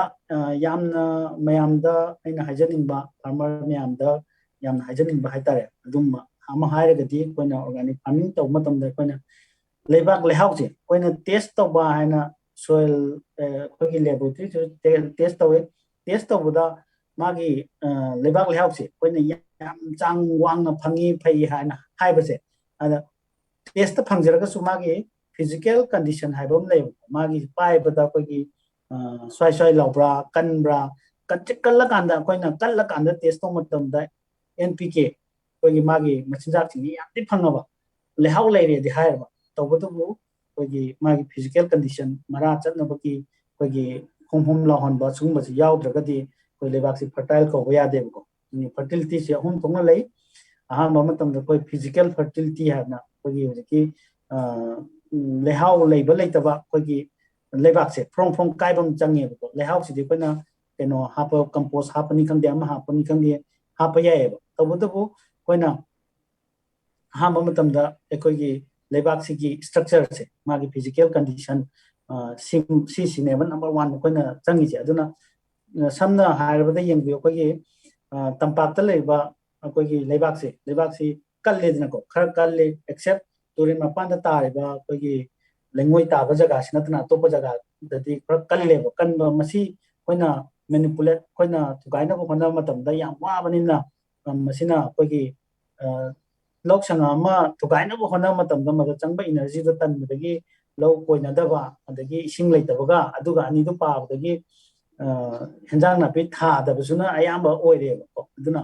बट तबदबु तुरेन मपांदा कोगी नंबो इम्फाल रिवर अमदी नंबुल रिवर गी मपांदा तारिबा कोगी केनोसिंगसिना लेंगोय चेनबा लेबाक सिंगसिदा मैमदगी थोलकान माइ मपाजी खाजनना कांदा दुपाम पांग तंग तबदा प्रोंग लावबनिना कोई याम थुना लेबाक से same ngambane mi sin tanadrise sina sumba lebak se leiba changebako aduna chingda prong law lebak se leibanina chingdana koina lehau test to matam dati magi pambi gi nutrient sing che tampangna olo hele tawbudabu chingda hena phaba matang ti kaina da mukoida mara chat pagi chang wangba adagi nungsit changbugi chang wangba se masi neba masi khambiu aduga tampaki lamda koina kalle haiga chu koina chai kudingi koina happy gadaba patha pumtaraba koigi compost adagi makoi sing happy ragade dum farakaneba aduga next ta koi organic farming to matam dai koina mayam loina hadi PGS India haiba ma su tabiramani tamo himat chu already certification da lebi bane masi yang kupthabadi amo koigi himat hoida adum tanabiu aduga makata matamda कोई चरु से चरु मई थादोक तबा अमदी चरु पोक से कोइना मई थादोए कोई हंगाम थारमदाय थादोक नबसे मसे हंगाम थाबा कांबुगी बिदि आम फै तबदबो उद हाबसे उद हाबसे केम नति उद हाइसे जस्ट कोई फॉर एग्जांपल चेंग गुमने चेंग जि तकथोगा चही अमा थंबा याबा नते फौ ओइना मयाम थंबनैसि कैनो हाइने फौसिना कोइना थंबा याबाइनि चेंगसी ओइना तकथो थमतारगदि चेंगसी याम थुना कोगी सुजा कामनि खंदे अमा खंदे तौगनेबा अदुना उद ऐसे चरु हाइबसिना फौने खनबिरो ꯆꯔꯨꯒꯤ ꯎꯠꯁꯤꯅ ꯆꯦꯡꯅꯦꯅ ꯈꯟꯕꯤꯔꯣ ꯑꯗꯨꯅ ꯎꯠꯁꯦ ꯍꯟꯗꯛ ꯆꯥꯏꯕ ꯉꯝꯃꯕ ꯍꯟꯗꯛ ꯆꯥꯏꯔꯕ ꯃꯇꯨꯡꯗ ꯁꯤꯖꯟ ꯑꯃꯒꯤ ꯃꯇꯨꯡꯗ ꯑꯩꯈꯣꯏꯅ ꯌꯥꯝ ꯆꯥꯏꯕ ꯉꯝꯗ꯭ꯔꯒꯗꯤ ꯃꯥꯁꯦ ꯑꯗꯨꯝ ꯃꯥꯁꯦ ꯅꯣꯡꯅ ꯆꯦꯟꯗꯕꯅꯤ ꯈꯪꯗꯦ ꯑꯃꯅ ꯈꯪꯗꯦ ꯑꯗꯨꯝ ꯃꯥꯡꯈꯤꯅꯦꯕꯀꯣ ꯑꯗꯨꯒ ꯍꯟꯖꯟ ꯍꯟꯖꯟ ꯆꯥꯏꯔꯒꯗꯤ ꯈꯪꯗ꯭ꯔꯦꯀꯣ ꯑꯗꯨꯒ ꯑꯗꯨꯒꯩ ꯆꯥꯏꯕꯗ ꯊꯣꯛꯀꯗꯕ ꯎꯠꯁꯦ ꯁꯤꯒꯤ ꯎꯠꯁꯦ ꯑꯩꯈꯣꯏꯅ ꯃꯗꯨꯗ ꯃꯥꯡꯈ꯭ꯔꯤꯕ ꯑꯩꯈꯣꯏꯒꯤ ꯀꯩꯅꯣꯗꯣ ꯆꯔꯨ ꯆꯅꯥꯏꯁꯤꯡꯗꯣ ꯑꯗꯨꯗꯤ ꯃꯃꯜ ꯑꯗꯨꯛꯀꯤ ꯃꯇꯤꯛ ꯌꯥꯝꯃꯦꯕ ꯑꯗꯨꯅ ꯃꯁꯤ ꯃꯥꯡꯍꯟꯕꯤꯗꯕ ꯅꯦꯛꯁꯇ ꯑꯩꯈꯣꯏꯒꯤ ꯃꯁꯤ ꯃꯜꯆꯤꯡ ꯑꯣꯏꯅ ꯁꯤꯖꯤꯟꯅꯕꯁꯨ ꯌꯥꯏ ꯅꯤꯡꯊꯝꯊꯥꯒꯤ ꯃꯇꯝꯗ ꯑꯩꯈꯣꯏ ꯏꯁꯤꯡ ꯋꯥꯠꯄ ꯃꯇꯝꯗ ꯃꯁꯤꯅ ꯄꯥꯝꯕꯤꯒꯤ ꯃꯈꯣꯡꯗ ꯑꯩꯈꯣꯏꯒꯤ ꯍꯥꯞꯆꯟꯅ ꯈꯣꯠꯆꯟꯗꯅ ꯑꯗꯨꯒ ꯃꯌꯥꯝꯗ ꯑꯩꯈꯣꯏ ꯃꯜꯆꯤꯡ ꯃꯦꯇꯔꯤꯌꯦꯜ ꯍꯥꯏꯁꯦ ꯑꯩꯈꯣꯏꯒꯤ ꯃꯣꯏꯆꯔꯁꯦ ꯑꯩꯈꯣꯏꯒꯤ ꯏꯁꯤꯡꯁꯤ ꯃꯈꯣꯡꯗꯒꯤ ꯑꯩꯈꯣꯏꯒꯤ ꯏꯚꯥꯄꯣꯔꯦꯠ ꯑꯩꯈꯣꯏꯒꯤ ꯃꯅꯤ ꯂꯣꯏꯅ ꯀꯥꯔꯒ ꯆꯠꯈꯤꯗꯅꯕꯀꯣ ꯃꯁꯤ ꯆꯔꯨꯅ ꯍꯥꯞꯄꯤꯕ ꯆꯔꯨ ꯈꯛꯇ ꯅꯠꯇꯅ ꯄ꯭ꯂꯥꯁꯇꯤꯛ ꯐꯥꯎꯕ ꯁꯤꯖꯤꯟꯅꯔꯦ ꯑꯗꯨꯒ ꯍꯧꯖꯤꯛ ꯇꯧꯕꯇꯕꯨ ꯅꯥꯄꯤ ꯁꯤꯡꯕꯤꯁꯨ ꯑꯗꯨꯝ ꯁꯤꯖꯤꯟꯅꯩꯌꯦꯕ ꯅꯥꯄꯤ ꯁꯤꯡꯕꯤ ꯁꯤꯖꯤꯟꯅꯕꯁꯦ ꯃꯁꯤ ꯀꯔꯝꯅ ꯁꯤꯖꯤꯟꯅꯒꯅꯤ ꯍꯥꯏꯔꯗꯤ ꯋꯥꯠꯂꯤꯕ ꯑꯩꯈꯣꯏꯅ ꯃꯅꯥꯛꯇ ꯀꯨꯞꯁꯜꯂꯤꯕ ꯃꯐꯝ ꯀꯨꯞꯁꯜꯂꯤꯕꯁꯤꯡꯁꯦ ꯑꯁꯤ ꯄ꯭ꯔꯣꯄꯔꯂꯤ ꯌꯥꯝ ꯐꯖꯅ ꯀꯪꯍꯟꯕ ꯆꯪꯉꯦꯕ ꯀꯪꯗ꯭ꯔꯒꯗꯤ ꯃꯣꯏꯁꯦ ꯂꯩꯅꯥ ꯄꯣꯛꯄꯒꯤ ꯑꯩꯈꯣꯏꯒꯤ ꯂꯩꯅꯥ ꯇꯤꯟꯅꯥ ꯇꯥꯔꯛꯄꯒꯤ ꯀꯩꯅꯣ ꯑꯃꯅꯤ ꯑꯗꯨꯒ ꯑꯣꯔꯒꯥꯅꯤꯛ ꯐꯥꯔꯃꯤꯡꯗ ꯅꯝꯕꯔ 1 ꯑꯩꯈꯣꯏꯒꯤ ꯌꯥꯝꯅ ꯆꯥꯎꯕ ꯑꯩꯈꯣꯏꯒꯤ ꯀꯩꯅꯣ ꯍꯥꯏꯔꯒꯗꯤ ꯑꯩꯈꯣꯏꯒꯤ ꯀꯝꯄꯣꯁꯇꯤꯡꯁꯦ ꯑꯣꯔꯒꯥꯅꯤꯛ ꯐꯥꯔꯃꯤꯡꯗ ꯀꯝꯄꯣꯁ ꯍꯥꯏꯕꯁꯤ ꯍꯣꯠ ꯀꯝꯄꯣꯁ ꯅꯠꯇ꯭ꯔꯒꯗꯤ ꯀꯝꯄꯣꯁ ꯑꯦꯅꯤ ꯇꯥꯏꯞ ꯑꯣꯐ ꯀꯝꯄꯣꯁꯁꯦ ꯑꯩꯈꯣꯏꯅ ꯁꯤꯖꯤꯟꯅꯕ ꯌꯥꯗꯦꯅ ꯂꯩꯀꯣ ꯍꯥꯏꯗꯤ ꯍꯣꯠ ꯀꯝꯄꯣꯁ ꯍꯥꯏꯕꯗꯤ ꯀꯝꯄꯣꯁꯇꯤꯡ ꯇꯧꯕ ꯃꯇꯝꯗ ꯀꯝꯄꯣꯁꯇꯨꯗ ꯑꯩꯈꯣꯏ ꯃꯥꯒꯤ ꯊꯔꯃꯣꯐꯤꯂꯤꯛ ꯐꯦꯁ ꯍꯥꯏꯅ ꯐꯦꯁ 3 ꯂꯩ ꯑꯩꯈꯣꯏꯒꯤ ꯃꯦꯁꯣꯐꯤꯂꯤꯛ ꯊꯔꯃꯣꯐꯤꯂꯤꯛ ꯑꯦꯟ ꯗ ꯀ꯭यूरिंग ꯐꯦꯁ ꯍꯥꯏꯅ ꯑꯩꯈꯣꯏꯒꯤ 3 ꯂꯩꯌꯦꯕ ꯃꯁꯤ ꯊꯔꯃꯣꯐꯤꯂꯤꯛ ꯐꯦꯁ ꯑꯅ ꯃꯌꯥꯏꯒꯤꯁꯦ ꯃꯁꯤ ꯃꯇꯝꯁꯤꯗ ꯑꯩꯈꯣꯏꯒꯤ ꯃꯥꯒꯤ ꯇꯦꯝꯄꯔꯦꯆꯔꯁꯦ 65 ꯗꯤꯒ꯭ꯔꯤ ꯁꯦꯟꯇꯤꯒ꯭ꯔꯦꯗ ꯑꯣꯏꯒꯗꯕꯅꯦꯕ ꯁꯤ ꯌꯧꯗ꯭ꯔꯒꯗꯤ ꯃꯗ ꯌꯥꯎꯔꯤꯕ ꯅꯥꯄꯤ ꯁꯤꯡꯕꯤ ꯑꯗꯒꯤ ꯇꯤꯟ ꯃꯔꯨꯝꯅꯆꯤꯡꯕ ꯑꯗꯒꯤ ꯃꯍꯤꯛ ꯃꯇꯥꯡꯁꯤꯡꯁꯦ ꯂꯣꯏꯅ ꯑꯃꯨꯛ ꯂꯧꯕꯨꯛꯇ ꯂꯥꯛꯄ ꯉꯝꯃꯦꯕ ꯑꯗꯨꯅ ꯑꯣꯔꯒꯥꯅꯤꯛ ꯐꯥꯔꯃꯤꯡꯗꯁꯨ PGS ꯏꯟꯗꯤꯌꯥꯒꯤ ꯑꯩꯈꯣꯏꯒꯤ ꯒꯥꯏꯗꯂꯥꯏꯟꯒꯤ ꯃꯇꯨꯡ ꯏꯟꯅ ꯄꯤꯔꯤꯕ ꯑꯩꯈꯣꯏꯒꯤ ꯀꯝꯄꯣꯁꯁꯦ ꯑꯦꯅꯤ ꯀꯝꯄꯣꯁ ꯍꯦꯛꯇ ꯂꯩꯔꯒ ꯍꯥꯞꯄ ꯌꯥꯕ ꯅꯠꯇꯦ ꯃꯈꯣꯏꯁꯦ ꯍꯣꯠ ꯀꯝꯄꯣꯁꯇꯦꯠ ꯑꯣꯏꯒꯗꯕꯅꯤ ꯑꯅ ꯍꯥꯏꯔꯤꯗꯅꯀꯣ ꯑꯗꯒꯤ ꯑꯣꯔꯒꯥꯅꯤꯛ ꯐꯥꯔꯃꯤꯡ ꯇꯧꯕ ꯃꯇꯝꯗ ꯑꯦꯅꯤ ꯂꯦꯟꯁꯦ ꯑꯩꯈꯣꯏꯒꯤ ꯑꯗ ꯂꯩꯔꯝꯕ ꯎꯃꯪ ꯀꯣꯛꯊꯣꯛꯑꯒ ꯃꯈꯣꯏꯁꯤ ꯃꯩ ꯊꯥꯗꯣꯛꯑꯒ ꯎꯠꯁꯤꯡꯗꯣ ꯍꯦꯛꯇ ꯁꯤꯖꯤꯟꯅꯕ ꯌꯥꯕ ꯅꯠꯇꯦꯕ ꯑꯗꯨꯅ ꯎꯠ ꯁꯤꯖꯤꯟꯅꯕ ꯌꯥꯗꯦꯀꯣ ꯑꯩꯈꯣꯏꯒꯤ ꯎꯠ ꯁꯤꯖꯤꯟꯅꯕꯁꯦ ꯈꯔ ꯔꯦꯁꯇ꯭ꯔꯤꯛꯇꯦꯠ ꯑꯣꯏꯅ ꯂꯩꯕꯗꯧꯅ ꯑꯩꯈꯣꯏꯒꯤ ꯆꯥꯔꯀꯣꯜꯁꯨ ꯑꯩꯈꯣꯏꯒꯤ ꯀꯩꯅꯣꯁꯦ ꯃꯩꯇꯥꯟ ꯁꯤꯖꯤꯟꯅꯕꯁꯨ ꯃꯁꯤꯁꯨ ꯑꯩꯈꯣꯏꯒꯤ ꯁꯤꯖꯤꯟꯅꯒꯅꯨ ꯍꯥꯏꯅ ꯑꯩꯈꯣꯏꯒꯤ ꯀꯩꯅꯣ ꯏꯟꯀꯔꯦꯖ ꯇꯧꯗꯦ ꯑꯗꯩ ꯃꯊꯪꯗ ꯑꯩꯈꯣꯏꯅ ꯃꯅꯤꯄꯨꯔꯗꯗꯤ ꯌꯥꯝꯅ ꯀꯩꯅꯣ ꯇꯧꯕ ꯑꯩꯈꯣꯏꯒꯤ ꯆꯨꯆꯨ ꯂꯥꯡꯃꯩ ꯍꯥꯏꯅ ꯑꯃ ꯂꯩꯕꯁꯦ ꯆꯨꯆꯨ ꯂꯥꯡꯃꯩ ꯑꯃꯗꯤ ꯎ ꯍꯋꯥꯏꯃꯇꯣꯟ ꯃꯁꯤ ꯀꯌꯥ ꯁꯤꯖꯤꯟꯅꯗꯦ ꯇꯧꯕꯇꯕꯨ ꯑꯩꯅꯗꯤ ꯑꯩꯈꯣꯏ ICRꯗꯁꯨ ꯃꯔꯨ ꯃꯌꯥꯝ ꯑꯃ ꯑꯩꯅ ꯈꯔ ꯄ꯭ꯔꯣꯄꯣꯒꯦꯠ ꯇꯧꯗꯅ ꯈꯣꯠꯇꯅ ꯇꯧꯕꯅꯦ ꯑꯗꯨ ꯐꯥꯔꯃꯔ ꯈꯔꯗ ꯄꯤꯔꯒ ꯑꯩ ꯇꯧꯒꯦꯅ ꯈꯟꯕꯗꯣ ꯂꯣꯛꯗꯥꯎꯟꯁꯤꯅ ꯀꯅꯥꯝꯇꯁꯨ ꯂꯥꯛꯄ ꯌꯥꯗ꯭ꯔꯦ ꯑꯗꯨꯅ ꯃꯔꯨ ꯈꯔꯗꯤ ꯂꯩ ꯑꯩꯅ ꯈꯔ ꯍꯨꯟꯖꯜꯂꯦ ꯃꯊꯪꯒꯤ ꯀꯩꯅꯣꯗ ꯑꯩꯈꯣꯏ ꯐꯥꯔꯃꯔ ꯈꯔꯗꯗꯤ ꯄꯤꯒꯦꯅ ꯈꯟꯖꯔꯤ ꯑꯗꯒꯤ ꯃꯊꯪꯗ ꯀ꯭ꯔꯣꯞ ꯔꯣꯇꯦꯁꯟ ꯑꯩꯈꯣꯏꯒꯤ ꯑꯣꯔꯒꯥꯅꯤꯛ ꯐꯥꯔꯃꯤꯡ ꯇꯧꯕ ꯃꯇꯝꯗꯗꯤ ꯑꯩꯈꯣꯏꯅ ꯍꯥꯞꯀꯗꯧꯔꯤꯕ ꯄꯣꯠꯁꯤ ꯑꯣꯔꯒꯥꯅꯤꯛ ꯑꯣꯏꯕ ꯑꯩꯈꯣꯏꯒꯤ ꯀꯝꯄꯣꯁꯀꯨꯝꯕ ꯁꯨꯝꯕ ꯉꯥꯛꯇꯅꯤ ꯇꯧꯕꯇꯕꯨ ꯀꯝꯄꯣꯁ ꯉꯥꯛꯇ ꯍꯥꯞꯀꯅꯤ ꯍꯥꯏꯕ ꯂꯩꯇꯦ ꯃꯈꯣꯏꯁꯦ ꯑꯩꯈꯣꯏꯒꯤ ꯃꯤꯅꯔꯦꯜꯗꯒꯤ ꯗꯥꯏꯔꯦꯛ ꯐꯪꯕ ꯁꯣꯏꯜꯗꯒꯤ ꯗꯥꯏꯔꯦꯛ ꯐꯪꯕ ꯑꯩꯈꯣꯏꯒꯤ ꯂꯥꯏꯝꯁꯦ ꯑꯩꯈꯣꯏꯒꯤ ꯑꯦꯒ꯭ꯔꯤꯀꯜꯆꯔ ꯂꯥꯏꯝ ꯁꯨꯅꯨꯁꯤ ꯀꯩꯅꯣꯗꯒꯤ ꯁꯨꯡꯉꯛꯄ ꯅꯠꯇꯦꯕ ꯃꯥ ꯁꯨꯅꯨ ꯍꯥꯏꯕꯁꯤꯗꯤ ꯑꯩꯈꯣꯏꯒꯤ ꯂꯩꯕꯥꯛꯇꯒꯤ ꯀꯣꯊꯣꯔꯒ ꯐꯪꯉꯤꯅꯦꯕ ꯂꯥꯏꯝ ꯁ꯭ꯇꯣꯟꯁꯦ ꯑꯗꯨꯅ ꯂꯩꯕꯥꯛꯇꯒꯤ ꯀꯣꯊꯣꯔ ꯐꯪꯕ ꯂꯥꯏꯝ ꯁ꯭ꯇꯣꯟꯅꯤꯅ ꯃꯣꯏꯁꯦ ꯑꯗꯨꯝ ꯑꯣꯔꯒꯥꯅꯤꯛ ꯐꯥꯔꯃꯤꯡꯗ ꯌꯨꯁ ꯇꯧꯕ ꯌꯥꯏꯑꯕ ꯑꯗꯒꯤ ꯔꯣꯛ ꯐꯣꯁꯐꯦꯠ ꯑꯅ ꯑꯃꯁꯨ ꯐꯪꯉꯤꯀꯣ ꯔꯣꯛ ꯐꯣꯁꯐꯦꯠꯁꯤꯅ ꯑꯩꯈꯣꯏ SSP ꯑꯩꯈꯣꯏ ꯃꯌꯥꯝꯅ ꯗꯥꯏꯃꯟ ꯀꯥꯏꯅ ꯍꯥꯏꯔꯤꯕ ꯑꯩꯈꯣꯏꯒꯤ ꯀꯩꯅꯣꯁꯦ ꯁꯤꯁꯤꯡꯁꯤ ꯃꯍꯨꯠ ꯁꯤꯟꯕ ꯌꯥꯗꯣꯏꯅꯦ ꯃꯈꯣꯏꯁꯤ SSP ꯃꯣꯏ ꯁꯤꯖꯤꯟꯅꯔꯒꯅ ꯀꯦꯃꯤꯀꯦꯜ ꯑꯣꯏꯔꯦ ꯑꯗꯨꯒ ꯔꯣꯛ ꯐꯣꯁꯐꯦꯠ ꯑꯃꯗꯤ ꯂꯥꯏꯝ ꯁꯤꯖꯤꯟꯅꯔꯒꯅ ꯃꯈꯣꯏꯁꯤꯅ ꯀꯩꯅꯣ ꯑꯣꯏꯔꯦ ꯑꯩꯈꯣꯏꯒꯤ ꯑꯣꯔꯒꯥꯅꯤꯛ ꯗ ꯆꯪꯕ ꯌꯥꯔꯦꯕꯀꯣ ꯑꯗꯨꯒ ꯃꯁꯤꯅꯤ ꯑꯗꯒꯤ ꯑꯩꯈꯣꯏꯒꯤ ꯃꯌꯥꯝꯅ ꯑꯣꯔꯒꯥꯅꯤꯛ ꯐꯥꯔꯃꯤꯡꯗ ꯑꯩꯈꯣꯏꯒꯤ ꯀꯩꯅꯣꯁꯦ ꯑꯩꯈꯣꯏꯒꯤ ꯕꯥꯏꯑꯣ ꯐꯔꯇꯤꯂꯥꯏꯖꯔꯁꯦ ꯌꯥꯝ ꯐꯖꯅ ꯑꯗꯨꯝ ꯁꯤꯖꯤꯟꯅꯕ ꯌꯥꯏ ꯑꯩꯈꯣꯏꯒꯤ ꯇꯥꯃꯣ ꯍꯤꯃꯠꯇꯁꯨ ꯑꯩꯈꯣꯏ ꯒ꯭ꯔꯤꯟ ꯐꯥꯎꯟꯗꯦꯁꯟ ꯍꯣꯏꯅꯁꯨ ꯑꯗꯨꯝ ꯃꯍꯥꯛꯀꯤ ꯄ꯭ꯔꯗꯛꯁꯤꯡ ꯑꯗꯒꯤ ꯄꯣꯄꯨꯂꯔꯥꯏꯁ ꯇꯧꯔꯤ ꯃꯈꯣꯏꯁꯤ ꯁꯤꯖꯤꯟꯅꯕ ꯌꯥꯝ ꯐꯩ ꯑꯃꯗꯤ ꯋꯦꯁ ꯗꯤꯀꯝꯄꯣꯖꯔ ꯀꯥꯏꯅ ꯍꯧꯖꯤꯛ ꯃꯌꯥꯝ ꯊꯣꯛꯑꯦ ꯃꯈꯣꯏꯁꯤꯡꯁꯤ ꯁꯤꯖꯤꯟꯅꯕ ꯌꯥꯏ ꯃꯈꯣꯏꯁꯤ ꯑꯩꯈꯣꯏꯅ ꯁꯣꯏꯜ ꯑꯦꯃꯦꯟꯃꯦꯟꯗ ꯁꯤꯖꯤꯟꯅꯕ ꯌꯥꯏꯀꯣ ꯑꯗꯨꯒ ꯑꯗꯒꯤ ꯑꯃꯔꯣꯝꯗ ꯑꯣꯔꯒꯥꯅꯤꯛ ꯐꯥꯔꯃꯤꯡꯗ ꯑꯩꯈꯣꯏꯅ hujiki ngasagi aina composting tawbugi technique se si farmer kudimak tam ham thoina kale kaino da somda har urea kg ma lei raga sina bu ya ga da photo somda di compost oina sina ma tam de kg 30 nifu yankai tarak toine ba aduna madugi quantity to phangna bo khana ma tam dai pana composting se masi khang da ya de aduna compost kamaina semune singa sagi stages khar lei ba to khang jagadi aina compost semene la apatpa oina kogi disease amadi napi maru gi kogi har oina sem le gadi mayam na su madu napi peng bada organic farming ne di hai ba duga napi peng bada changa do ba labor mayam da adu su khanda ya de koina pen hokra kana kamai ta ba kogi thari pot dei di kogi napi dana hena ching thoki dana koina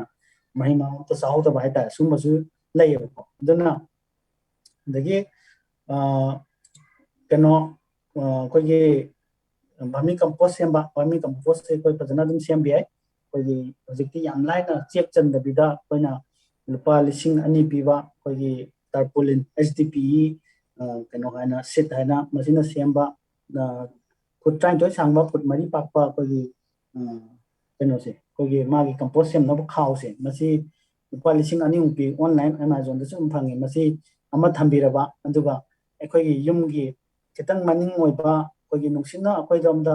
ꯍꯨꯝꯖꯤꯜꯂꯛꯇꯕ ꯖꯒꯥ ꯍꯨꯝꯇꯣꯛꯈꯤꯕ ꯖꯒꯥꯔꯣꯝꯗ ꯊꯝꯕꯤ ꯇꯥꯔꯦꯀꯣ ꯃꯁꯤꯗ ꯊꯝꯃꯀꯥꯟꯗ ꯌꯨꯝꯒꯤ ꯑꯩꯈꯣꯏꯒꯤ ꯀꯤꯆꯟꯗꯒꯤ ꯋꯦꯁꯅꯆꯤꯡꯕ ꯃꯥꯁꯤ ꯃꯗꯨꯗꯒꯤ ꯊꯣꯛꯂꯛꯄ ꯃꯍꯤ ꯐꯠꯇꯕꯁꯤꯡꯁꯦ ꯆꯤꯊꯣꯛꯄꯤꯅꯕ ꯃꯈꯥꯗ ꯃꯈꯨꯜ ꯑꯗꯨꯝ ꯌꯥꯎꯕꯅꯦ ꯃꯁꯤꯁꯤꯗ ꯑꯩꯈꯣꯏꯅ ꯀꯤꯆꯟꯗꯒꯤ ꯊꯣꯛꯂꯛꯄ ꯕꯥꯏꯑꯣꯗꯤꯒ꯭ꯔꯦꯗꯦꯕꯜꯁꯤꯡꯁꯦ ꯑꯗꯨꯝ ꯍꯥꯞꯆꯤꯟꯕꯀꯣ ꯍꯥꯞꯆꯤꯜꯂꯒ ꯀꯨꯞꯁꯜꯂꯒ ꯐꯖꯅ ꯊꯝꯕꯤꯕ ꯑꯗꯒꯤ ꯃꯔꯛ ꯃꯔꯛꯇ ꯁꯟꯊꯤ ꯈꯔ ꯍꯥꯞꯄꯤꯕ ꯑꯗꯨꯃꯥꯏꯅ ꯇꯧꯔꯒ ꯆꯍꯤ ꯑꯃ ꯑꯅꯤꯗ ꯍꯧꯖꯤꯛ ꯑꯩ ꯌꯨꯝꯗꯁꯨ ꯀꯝꯄꯣꯁ ꯂꯩꯇ꯭ꯔꯦ ꯃꯗꯨꯃ ꯁꯤꯖꯤꯟꯅꯕꯗ ꯑꯗꯨꯝ ꯁꯐꯤꯁꯤꯌꯦꯟ ꯑꯣꯏꯔꯦ ꯑꯗꯨꯅ ꯃꯁꯤ ꯃꯌꯥꯝ ꯐꯥꯔꯃꯔ ꯈꯨꯗꯤꯡꯃꯛꯅ ꯑꯗꯨꯝ ꯇꯧꯕꯤꯒꯗꯦꯅ ꯈꯜꯂꯦ ꯑꯗꯨꯒ ꯕꯔꯃꯤ ꯀꯝꯄꯣꯁ ꯑꯣꯏꯅ ꯁꯤꯖꯤꯟꯅꯕꯁꯨ ꯌꯥꯏ ꯑꯗꯨꯒ ꯑꯦꯖꯣꯂꯥ ꯍꯥꯏꯅ ꯑꯩꯈꯣꯏꯅ ꯀꯪꯀꯨꯞꯇꯣ ꯀꯪꯀꯨꯞ ꯑꯩꯈꯣꯏꯒꯤ ꯀꯪ ꯌꯥꯝ ꯀꯨꯞꯄꯗꯤ ꯅꯠꯇꯕ ꯑꯩꯈꯣꯏꯒꯤ ꯈꯨꯕꯤꯃꯨꯛꯇꯒꯤ ꯈꯤꯇꯪ ꯈꯨꯗꯣꯝꯕꯤ ꯃꯃꯥꯡ ꯄꯥꯛꯄ ꯑꯗꯨꯝꯕ ꯀꯪ ꯃꯈꯜ ꯑꯁꯪꯕꯗꯣ ꯃꯁꯤ ꯑꯩꯈꯣই ꯂꯣꯏ ꯁꯤꯖꯤꯟꯅꯕ ꯌꯥꯏ ꯃꯁꯤ ꯌꯥꯝ ꯀꯥꯟꯅꯕ ꯀꯩꯅꯣ ꯑꯃꯅꯦ ꯑꯗꯒꯤ ꯃꯁꯤ ꯃꯌꯥꯝꯗ ꯁꯤꯖꯤꯟꯅꯕꯤꯌꯨ ꯍꯥꯏꯖꯔꯤ ꯑꯗꯨꯒ ꯚꯦꯠꯅꯥꯝꯒꯤ ꯑꯔꯣꯏꯕ ꯑꯣꯏꯅ ꯑꯩꯈꯣꯏꯒꯤ ꯃꯇꯝꯁꯤꯁꯨ ꯂꯩꯁꯤꯜꯂꯛꯇ꯭ꯔꯦ ꯑꯩꯈꯣꯏꯅ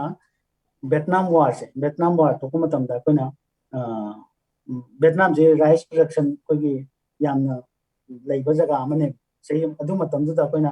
ꯃꯣꯏꯒꯤ ꯋꯥꯔ ꯇꯧꯕ ꯃꯇꯝꯗ ꯃꯣꯏꯒꯤ ꯆꯥꯊꯣꯛꯁꯦ ꯍꯟꯊꯈꯤꯗꯦꯕꯀꯣ ꯍꯟꯊꯈꯤꯗꯕ ꯃꯔꯝꯁꯦ ꯀꯔꯤꯝ ꯑꯣꯏꯔꯝꯗ꯭ꯔꯦ ꯃꯈꯣꯏꯅ ꯀꯩꯅꯣ ꯇꯧꯕ ꯃꯇꯝꯗ ꯂꯧ ꯊꯥꯕ ꯃꯇꯝꯗ ꯃꯈꯣꯏ ꯑꯦꯖꯣꯂꯥ ꯑꯩꯈꯣꯏꯒꯤ ꯍꯧꯖꯤꯛ ꯀꯪꯁꯦ ꯀꯪ ꯃꯆꯥ ꯃꯆꯥ ꯑꯩꯈꯣꯏꯒꯤ ꯉꯥꯅꯨꯅꯒ ꯌꯥꯝ ꯆꯥꯕꯁꯦ ꯁꯤꯁꯤ ꯊꯥꯗꯔꯒꯗꯪ ꯐꯔꯇꯤꯂꯥꯏꯖꯔ ꯊꯥꯗꯗꯕꯤꯗ ꯑꯗꯨꯗꯪ ꯊꯥꯗꯔꯒ ꯃꯣꯏꯒꯤ ꯔꯥꯏꯁ ꯄ꯭ꯔꯗꯛꯁꯟꯁꯦ ꯍꯟꯊꯈꯤꯗꯦꯕ ꯑꯗꯨꯅ ꯃꯌꯥꯝꯅꯁꯨ ꯍꯥꯔ ꯈꯛꯇꯪ ꯁꯤꯖꯤꯟꯅꯔꯒ ꯑꯩꯈꯣꯏꯒꯤ ꯂꯧ ꯎꯒꯅꯤ ꯍꯥꯏꯁꯨ ꯈꯟꯕꯤꯒꯅꯨ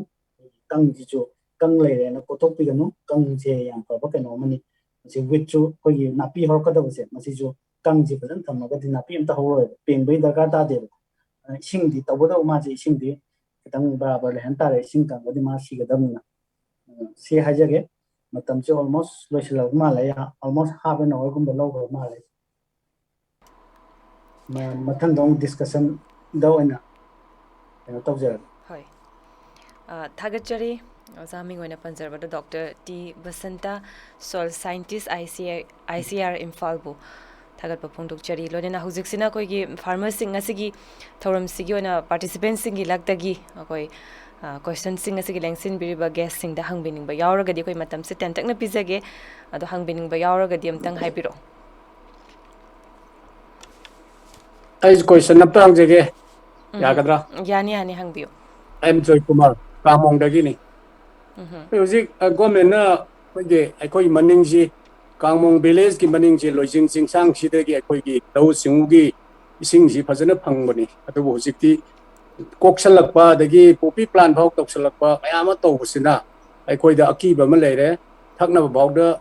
ꯐꯪꯖꯜꯂꯛꯇꯕ ꯂꯧꯎ ꯁꯤꯡꯎꯒꯤꯗꯤ ꯂꯥꯏꯔꯗꯅ ꯁꯤꯐꯥꯎ ꯂꯩꯔꯦ ꯑꯗꯨ ꯒꯣꯔꯃꯦꯟꯅ ꯃꯁꯤ ꯀꯟꯇ꯭ꯔꯣꯜ ꯇꯧꯅꯕꯁꯦ ꯃꯁꯤ ꯐꯖꯅ ꯄꯥꯏꯈꯠꯄꯤꯕꯁꯤ ꯏꯎ ꯎꯗꯕ ꯑꯗꯨꯅ ꯃꯁꯤ ꯊꯕꯛꯁꯤ ꯀꯔꯝꯍꯥꯏꯅ ꯇꯧꯕꯤꯒꯗꯒꯦ ꯃꯁꯤ ꯀꯃꯥꯏꯅ ꯀꯟꯇ꯭ꯔꯣꯜ ꯇꯧꯒꯗꯒꯦ ꯖꯨꯃꯤꯡ ꯀꯜꯇꯤꯚꯦꯁꯟ ꯀꯩꯀꯩ ꯇꯧꯔꯤ ꯃꯌꯥꯝꯁꯦ ꯃꯁꯤꯒꯤ ꯊꯕꯛꯇꯣ ꯑꯃꯨꯛꯇꯪ ꯍꯪꯖꯅꯤꯡꯉꯤ ꯍꯣꯏ ꯊꯥꯒꯠꯆꯔꯤ ꯑꯩꯈꯣꯏ ꯒꯦꯁꯀꯤ ꯄꯨꯛꯅꯤꯡ ꯆꯤꯡꯁꯤꯟꯖꯒꯦ ꯌꯥꯖꯔꯁꯤ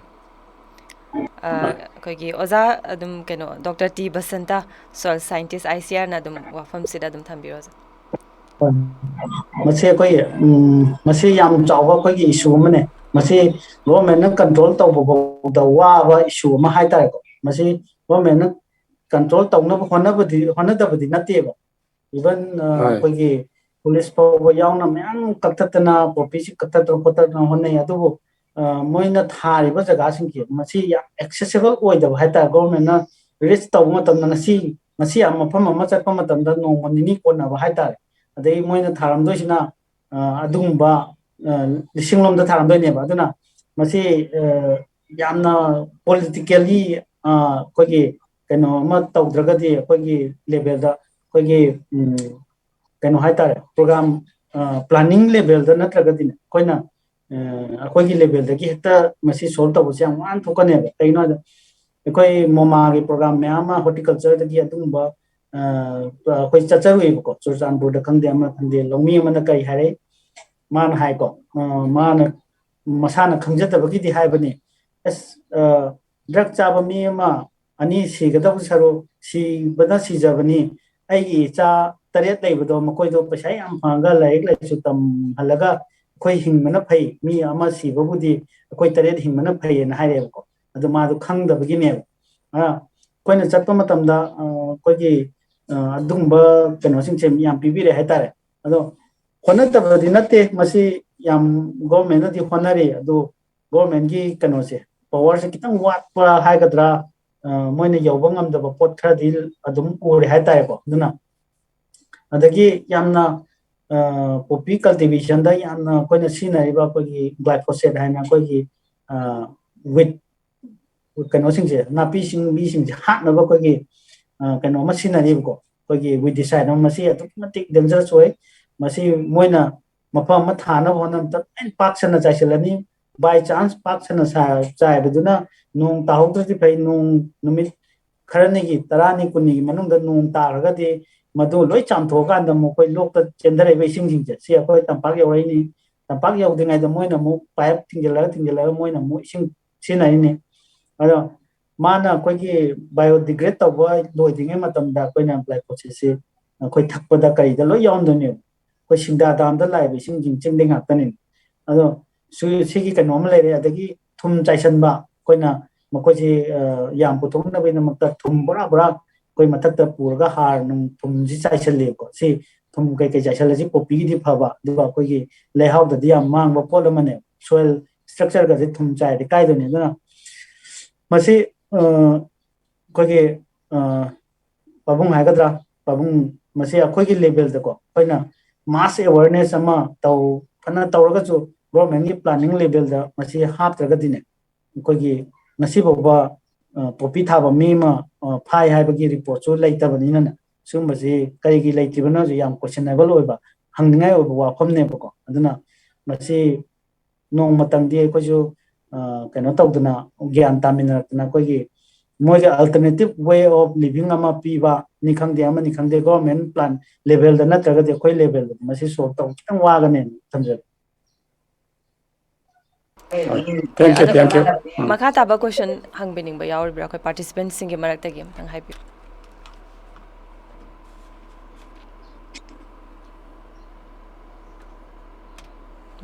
ꯄꯥꯔꯇꯤꯁꯤꯄꯦꯟꯠꯁꯤꯡꯒꯤ ꯃꯔꯛꯇꯒꯤ ꯀ꯭ꯋꯦꯁꯟ ꯍꯪꯕꯤꯅꯤꯡꯕ ꯌꯥꯎꯔꯤꯕ꯭ꯔꯥ ꯑꯝꯇꯪ ꯍꯥꯏꯕꯤꯌꯨ. ꯀ꯭ꯋꯦꯁꯟ ꯑꯝꯇ ꯍꯪꯖꯔꯛꯀꯦ. ꯌꯥꯅꯤ ꯑꯩꯈꯣꯏ ꯍꯪꯕꯤꯌꯨ. ꯑꯣꯖꯥ ꯕꯁꯟꯇꯗ ꯉꯁꯥꯏ ꯑꯩꯈꯣꯏꯒꯤ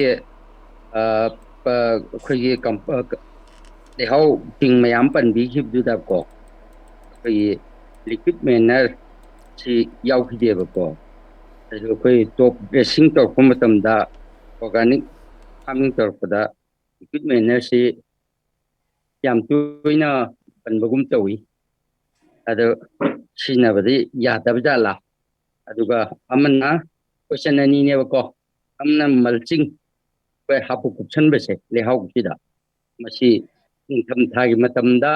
ꯇꯧꯕꯤꯌꯨ ꯍꯥꯏꯅꯗꯪ ꯊꯝꯕꯤꯌꯦꯕꯀꯣ. ꯀꯥꯂꯦꯟ ꯊꯥꯗ ꯇꯧꯕ ꯌꯥꯗꯕ ꯖꯥꯠꯂꯥ?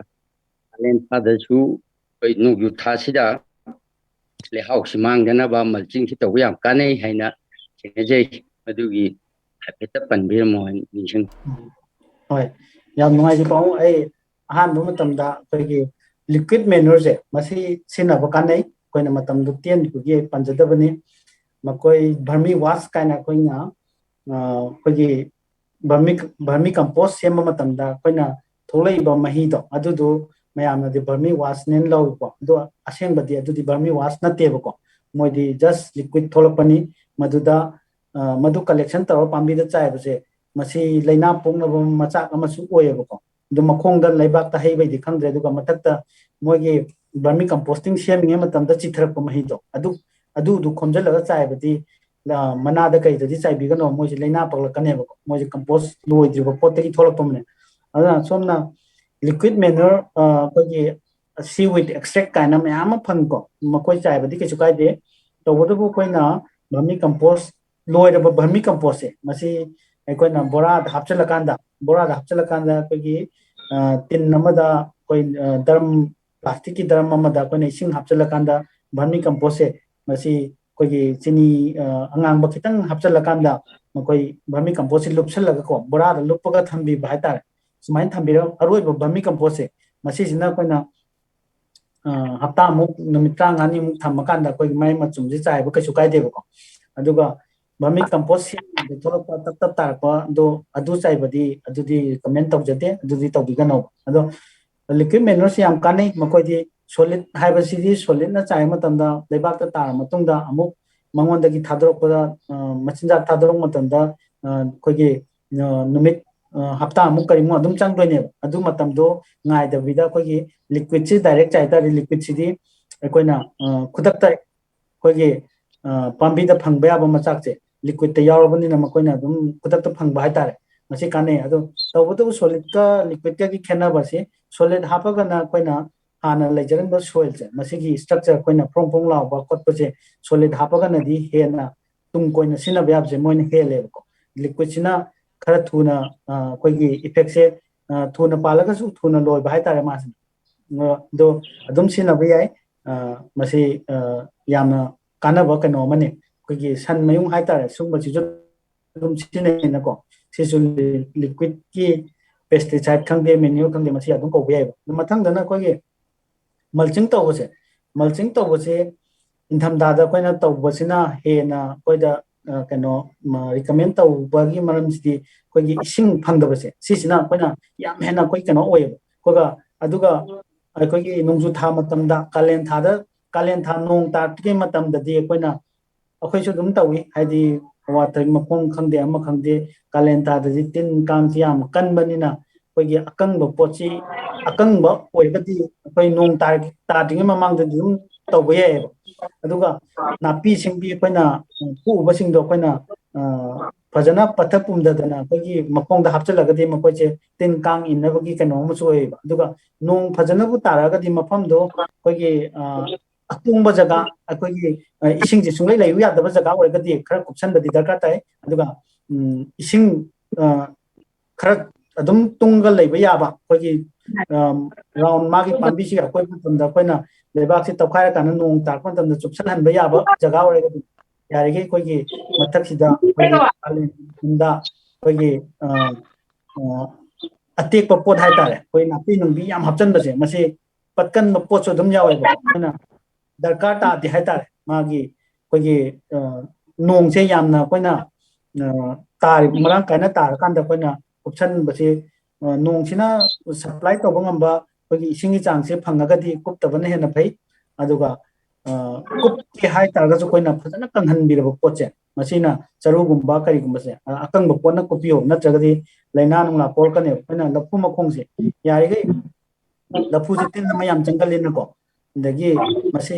ꯌꯦꯟꯊꯤ ꯀꯔꯤ ꯀꯔꯥꯁꯤ ꯍꯥꯞꯆꯤꯜꯂ ꯌꯦꯡꯕꯤꯌꯣꯕꯀꯣ ꯂꯐꯨꯁꯦ ꯑꯗꯨꯝ ꯃꯥꯒꯤ ꯇꯤꯟꯗꯣ ꯇꯧꯔꯀꯥꯟꯗ ꯌꯣꯡꯆꯥꯛ ꯈꯪꯗꯦ ꯑꯃ ꯈꯪꯗꯦ ꯑꯩꯈꯣꯏꯒꯤ ꯃꯅꯥ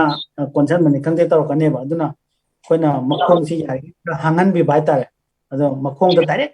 ꯇꯧꯗꯕ ꯃꯈꯣꯡꯗꯒꯤ ꯐꯨꯠ 2-3 ꯆꯠꯊꯣꯛꯑꯀꯥꯟꯗ ꯔꯥꯎꯟ ꯑꯣꯏꯅ ꯍꯥꯞꯄꯤꯕꯗꯤ ꯀꯩꯁꯨ ꯀꯥꯏꯗꯦ ꯇꯧꯕꯗꯣ ꯃꯈꯣꯡꯒ ꯍꯦꯛ ꯊꯪꯅꯕ ꯖꯒꯥꯁꯦ ꯁꯤꯃꯗꯤ ꯑꯩꯈꯣꯏꯅ ꯀꯩꯅꯣ ꯇꯧꯕꯤꯌꯨ ꯍꯥꯏꯇꯥꯔꯦ ꯍꯥꯡꯅ ꯊꯝꯕꯤꯕꯅ ꯈ꯭ꯋꯥꯏꯗꯒꯤ ꯐꯩ ꯑꯗꯒꯤ ꯑꯃꯔꯣꯝꯗꯅ ꯆꯨꯖꯥꯛ ꯊꯥꯔꯦ ꯆꯨꯖꯥꯛ ꯊꯥꯕ ꯃꯇꯝꯁꯤꯗ ꯍꯧꯖꯤꯛꯇꯤ ꯉꯁꯥꯏ ꯁꯔ ꯕꯖꯨꯀꯨꯃꯥꯔꯅ ꯍꯥꯏꯈꯤꯕ ꯑꯩꯈꯣꯏꯒꯤ ꯃꯥꯔꯆ ꯑꯦꯄ꯭ꯔꯤꯜ ꯁ꯭ꯋꯥꯏꯗ ꯇꯥꯈꯤꯕ ꯅꯣꯡꯁꯦ ꯌꯥꯝ ꯂꯤꯛꯑꯦ October November sai ta ne hen kale haje sina hanadi me da April May da koi na April sai da hun gi ba chu jang maru je May da tar ton nong sina hawra kan da ta tor me hojikti theng thana tar isen nong aduna masi sumai sum tar ta ga de koi khoi hojik matam da su mulching tok da ba yaro de ne ko na di ko adugo hojiji ki di koi gi mulching che thoidokna koi gi darkar ta da brand kale kai no da mulching che yam toksalaga sune mapong sida koina ising yam manin yam henman duna ko mokoi gi sor hon bangam da matang chu adum la kane ba aduna yari ba makai di koina hojik nong tuba matam da de kitan mapong si lebak tu yan thok pi ra go ina thambi haning hai ta Thagachari oza aduga makha taba participants singi maraktagi hangbening ba makha taba question hangbening ba lairi bram tang haipiram Ma'am, hello. Ay, amata hangjake. Yani Hello. hangbi Hello, ma'am. Actually, I'm not very well versed in Manipuri. Actually, I'm so glad upon this the Green Foundation in organizing this webinar, and I also extend my gratitude to all the speakers. I was quite enjoying, and I want to ask one simple question and very challenging question to Sir Braja Kumar. If he's yeah. Actually, I've known him once because when they come for a seminar in my place, I already raised questions to him also. But on today's topic, on his speech today, actually he was mentioning about one particular point. We don't need to plant trees in Manipur because the plant itself grow by themselves in our area. So that is a very challenging topic and points that he delivered. So I agree to him. So I also agree to him, and I find that as a very perspective and very challenging for the future generation. So I want him to clarify something more. How will be the process and how will be the protocol in just stopping like the project of afforestation? Because his point I understand, but the further initiative that people have to take, what is his measurement that he want to share? I kara adumaina di lowe adumana kamaina engon the insight PB ngambra khetang mangon the request to zakema. Thagachari oza ekhogi Dr. Tarungbam Brajakumar, Joint Director, Directorate of Environment and Climate Change. Ozana hoziki wafam siga mari leina namtang thambina banolok charias. Okay, oza Brajakumar se Okay.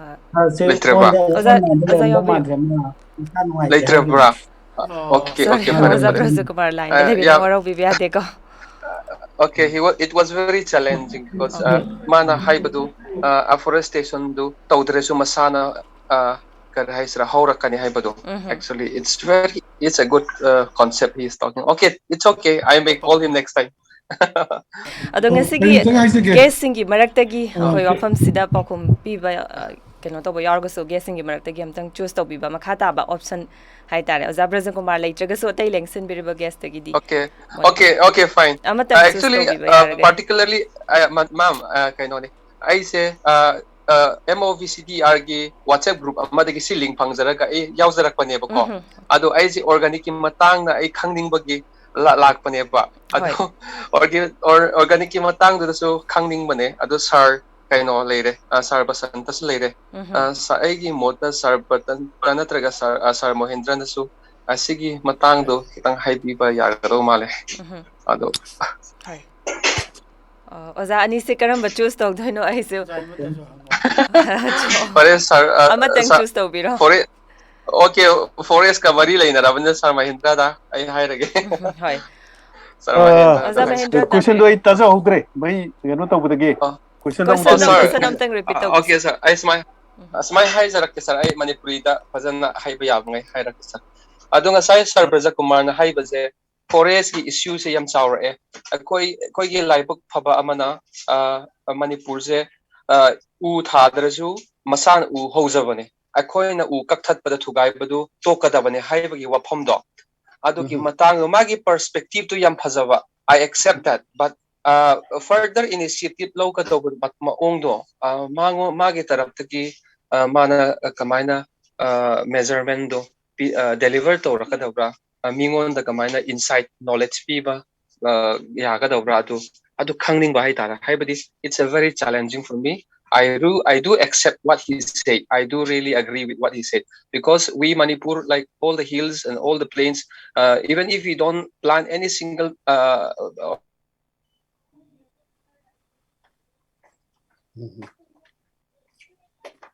hello makata kamaina step to logadabra hangning ba sir. Acha, a very nice question. Jam possible question ne. Ado aina उसके point tabirib do aina sum concept da sagi उसे eyed कोई forest से मियो बता कोई क्वाइदगी बरुई बा कोई केनो ने forest literacy उसकी कोई ना human ecosystem से forest ना लौरी बतो गांग से इंदा की केनो दे तो करी दूसरो पेन करे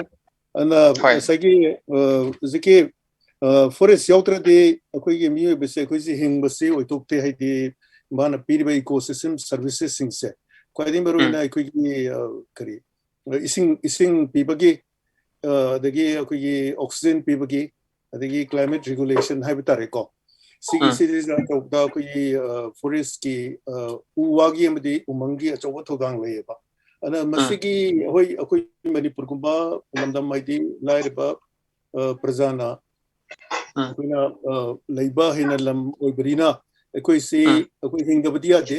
आइदि अखोइ गी लैरिबा terrain geographical terrain ji chingi lam oiba digi lairiba chingi da tamgi da su lairiba mine yamba anda moigi chathok potok si leitabani na अखोइना अखोइगी पाइदगी Laiba हाइबता दे अखोइगी अलगपदा लैबा forest horiba कोइ उवा से अखोइगी यांथल लगा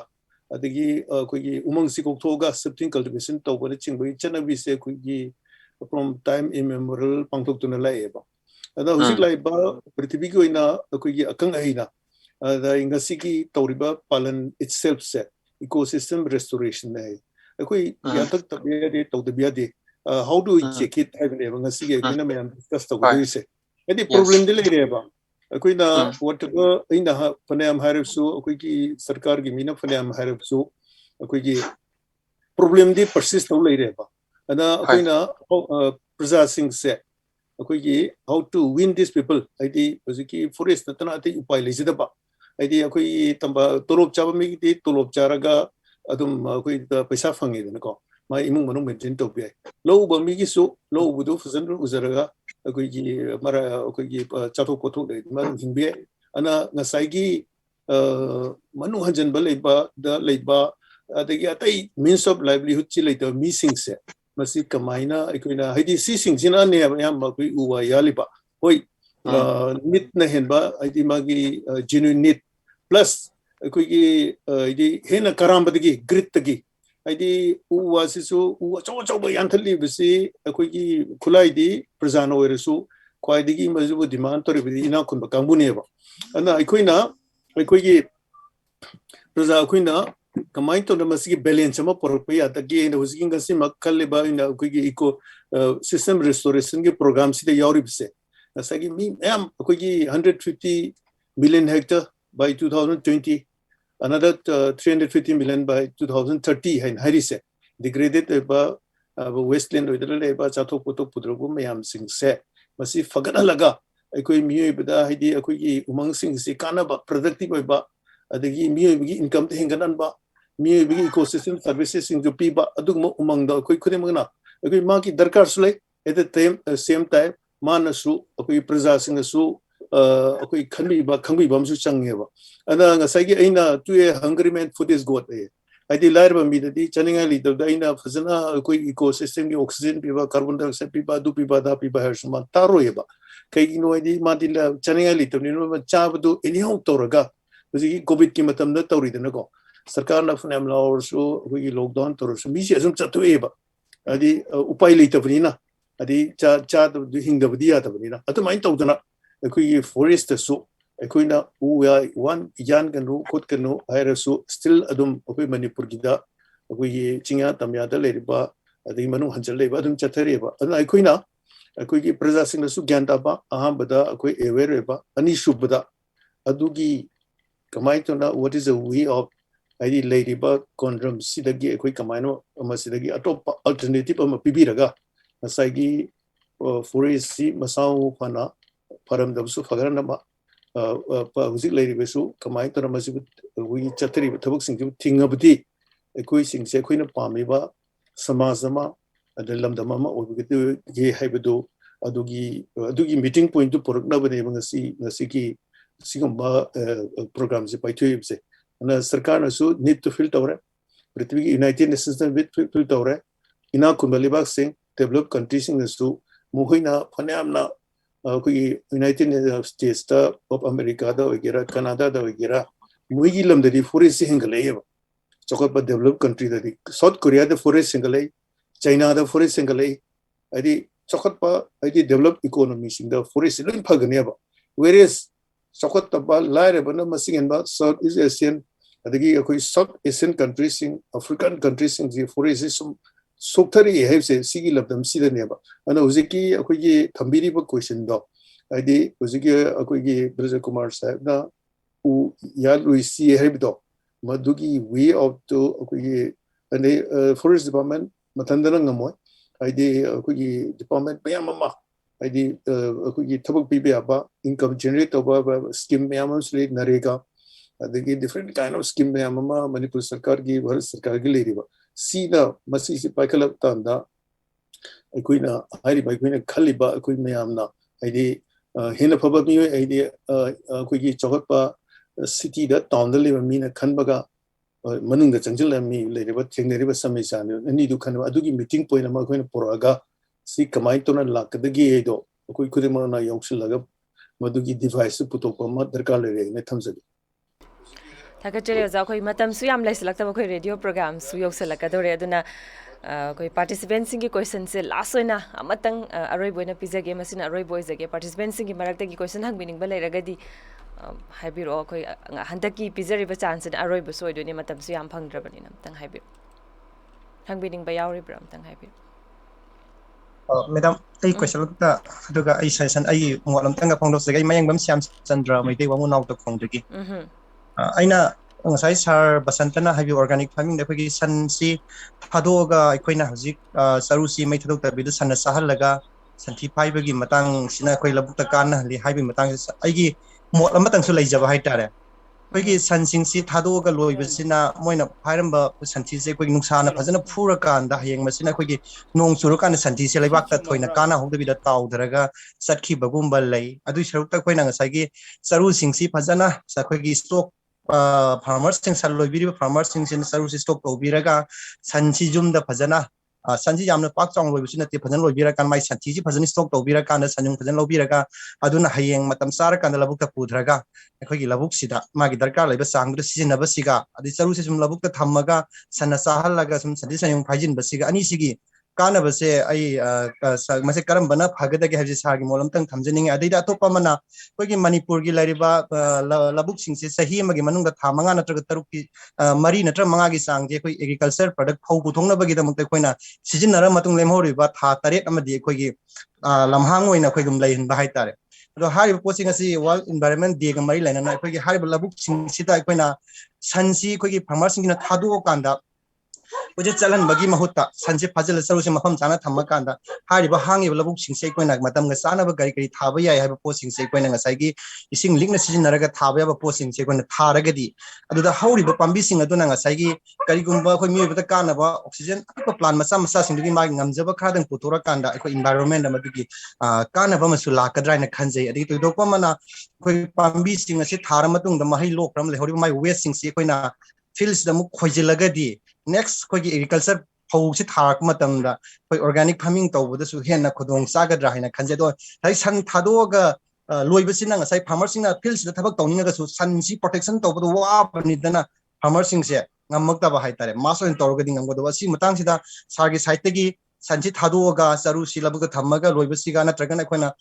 preserve tawrakanda jumda sanchi thamakang sanchi sanyung suloksin ba aduga field sing asi so akhona san thadok trablina farmers sing masan to kanda kogi agriculture any horticulture crop matam season ga sana ba haitare adum product khadang puthok saragadi iramnam gi economy da environment da khama kai kana ga khale masi matang da sarbasantagi molamtang thambina bai aroi bana haijin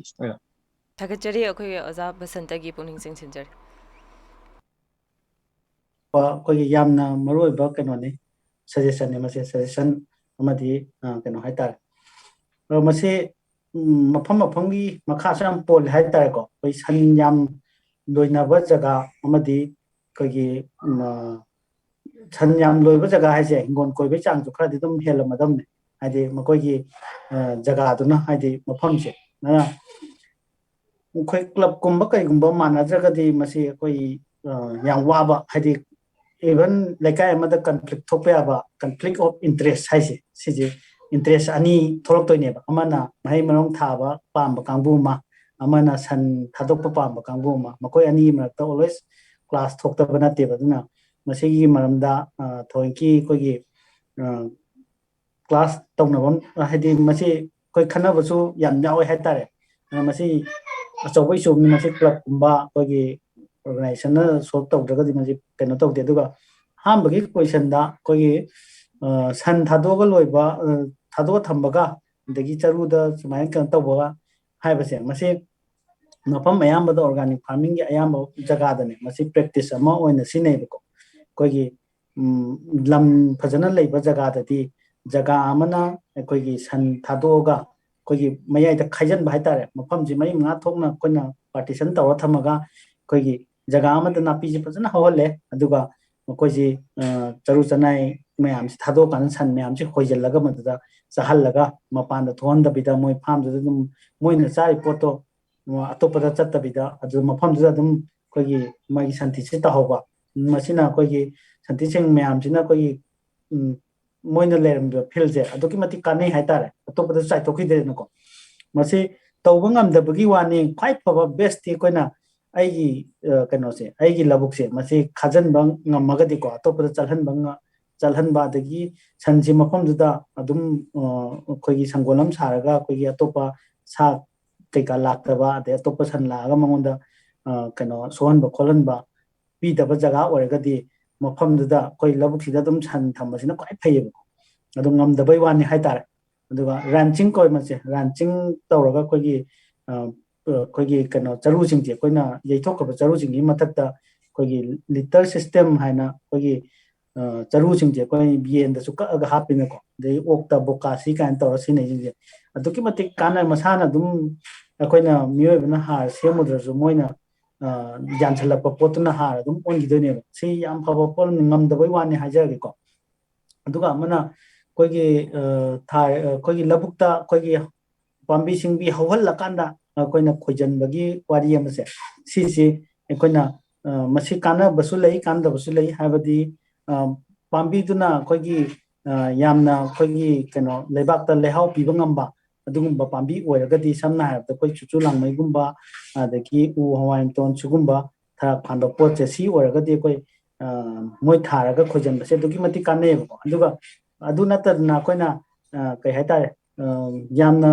Namit था अमगी मनुंगदा मपान सालगा कोइगी समना हायता तेरा पाइबी हाइतारे सुगुम्बा कोइगी कनोसी ओयरगदी हयेंग मागी मरुसिना को कोइना था अमा हवन बमतम था अमाजिदा माजी मपान सालगा मही यालकांदा मरु म्यामसिना कोइगी कनो ताहौर लबुकसिदा ताहौरगने मकोजिना मु हयेंग ऑर्गेनिक फार्मिंग तो मतमदा मोय मरुसिना खोजन मतमदा मोय जम हौरागम पेंगनबगी फिबमदो अदुगुम्बा पाम्बी ओयतारगदी खोइदा मु वाब हाइतारेको नदा सुगुम्बसिसु खरा खंदबा यादबा अदुना मफम मफम दुगी हौरिबा नापी मखल दुगी मखा पोले हाइतारे सि मतंगदना अदगी सन थातोपै दि ngसाय हाइजग्रे सन जिदि कोगी मफम दुर लेबा कोगी फार्मर सिंग दुगी मोगी मोट इनबा अमदि कोगी वखन अपुनबे वखन लेबा वखन खरा यावदनदि कोई सन गी मतंगसे सिमदि ऑलवेज मफम खुदि मक्ता कन्फ्लिक्ट थोइ हाइतारे अदो मसी सोल्व तौबा सिते स्टेट गवर्नमेंट ना तौबसु मसी कितंग वान सन थादो कनो ऑर्डर थोकनी अदो दुम ꯃꯐꯝ ꯈꯔ ꯑꯗꯨꯝ ꯁꯟꯁꯤ ꯊꯥꯗꯣꯛꯑꯦꯅ ꯄꯨꯂꯤꯁꯅ ꯀꯃꯥꯏꯅ ꯑꯃꯨꯛ ꯐꯥꯔꯨꯅꯤꯀꯣ ꯁꯨꯝꯕꯁꯤ ꯌꯥꯝ ꯆꯥꯎꯕ ꯏꯁꯨ ꯑꯃꯅꯦ ꯑꯗꯨꯅ ꯃꯐꯝ ꯂꯩꯔꯤꯕ ꯑꯩꯈꯣꯏ ꯄ꯭ꯔꯖꯥꯁꯤꯡꯁꯤ ꯆꯞ ꯃꯥꯟꯅꯕ ꯑꯩꯈꯣꯏꯒꯤ ꯁꯟ ꯊꯥꯗꯣꯛꯄꯅ ꯁꯤ ꯑꯣꯏꯔꯁꯤ ꯑꯗꯒꯤ ꯈꯔ ꯑꯃꯗꯅ ꯑꯩꯈꯣꯏꯒꯤ ꯄꯥꯂꯤ ꯅꯥꯏꯔꯀꯥꯟꯗ ꯑꯩꯈꯣꯏꯒꯤ ꯂꯧ ꯎꯔꯤꯕ ꯑꯩꯈꯣꯏꯒꯤ ꯍꯤꯡꯒꯣꯜ ꯀꯣꯏꯕ ꯃꯌꯥꯝꯁꯦ ꯄꯥꯂꯤ ꯅꯥꯏꯔ ꯉꯁꯤꯅ ꯁꯨꯃꯥꯏꯅ ꯉꯥꯡꯅꯕ ꯑꯗꯨꯃꯥꯏꯅ ꯑꯣꯏꯅ ꯆꯠꯊꯃꯤꯟꯅꯕꯗꯧꯅ ꯇꯧꯋꯦꯅ ꯈꯟꯖꯩ ꯃꯁꯤ ꯊꯝꯖꯒꯦ ꯍꯣꯏ ꯊꯥꯒꯠꯆꯔꯤ ꯑꯣꯖꯥ ꯉꯁꯤꯒꯤ ꯑꯣꯏꯅꯗꯤ ꯑꯩꯈꯣꯏꯒꯤ ꯄꯥꯔꯇꯤꯁꯤꯄꯦꯟꯁꯤꯡꯒꯤ ꯂꯛꯇꯒꯤ ꯀꯣꯏꯁꯟ ꯂꯧꯈꯠꯆꯕꯁꯤ ꯃꯇꯥꯡ ꯑꯁꯤꯗ ꯂꯣꯏꯁꯤꯟꯖꯔꯦ ꯑꯗꯨꯒ ꯂꯣꯏꯁꯤꯜꯂꯛꯄ ꯑꯣꯏꯅ ꯑꯩꯈꯣꯏꯒꯤ ꯉꯁꯤꯒꯤ ꯂꯦꯡꯁꯤꯟꯕꯤꯔꯤꯕ ꯒꯦꯁꯁꯤꯡꯒꯤ ꯂꯛꯇꯒꯤ ꯃꯤꯡ ꯑꯣꯏꯅ ꯄꯟꯖꯔꯕꯗ TH ꯃꯣꯍꯦꯟꯗ꯭ꯔ ꯄ꯭ꯔꯇꯥꯞ ꯁꯤꯡ ꯔꯤꯇꯥꯌꯔ ꯆꯤꯐ ꯀꯟꯖꯔቬꯇꯔ ꯑꯣꯐ ꯐꯣꯔꯦꯁ ꯃꯅꯤꯄꯨꯔꯅ ꯉꯁꯤꯒꯤ ꯑꯈꯟꯅꯕ ꯂꯥꯏꯐ ꯏꯟꯇꯔꯦꯛꯁꯟ ꯊꯧꯔꯝꯁꯤꯒꯤ ꯑꯣꯏꯕ ꯀꯟꯀ꯭ꯂꯨꯖꯟ ꯑꯣꯏꯕ ꯋꯥꯐꯝ ꯈꯔꯗꯪ ꯊꯝꯕꯤꯅꯕ ꯅꯣꯜꯂꯨꯛꯆꯔꯤ Thank you. Tagachari. Matamsu laisinakchamna ai matam sanga lawjaroi. Ada ngasigi akhoi Green Foundation of the Radio Loktar simi ba World Environment Day gi ngasi webinar si amna ina akhoi ngasi siam success were yamna mai pae aidi siliba toramba sigi pandam doina ngena ina kanjai aidi yaubiriba akhoi participants singasu yamna fasaba akhoi mod camera thambiduna yamna interactive oiba aidi ngasigi discussion asigi seminar sigi webinar si bapung phan bere ana different akhoi field gi practical knowledge kya so khoi myam ngasigi tormde myam de su phange resource person sing de su phange ana inga loisalakpas de saina akhoi resource person umna ngang ki badoi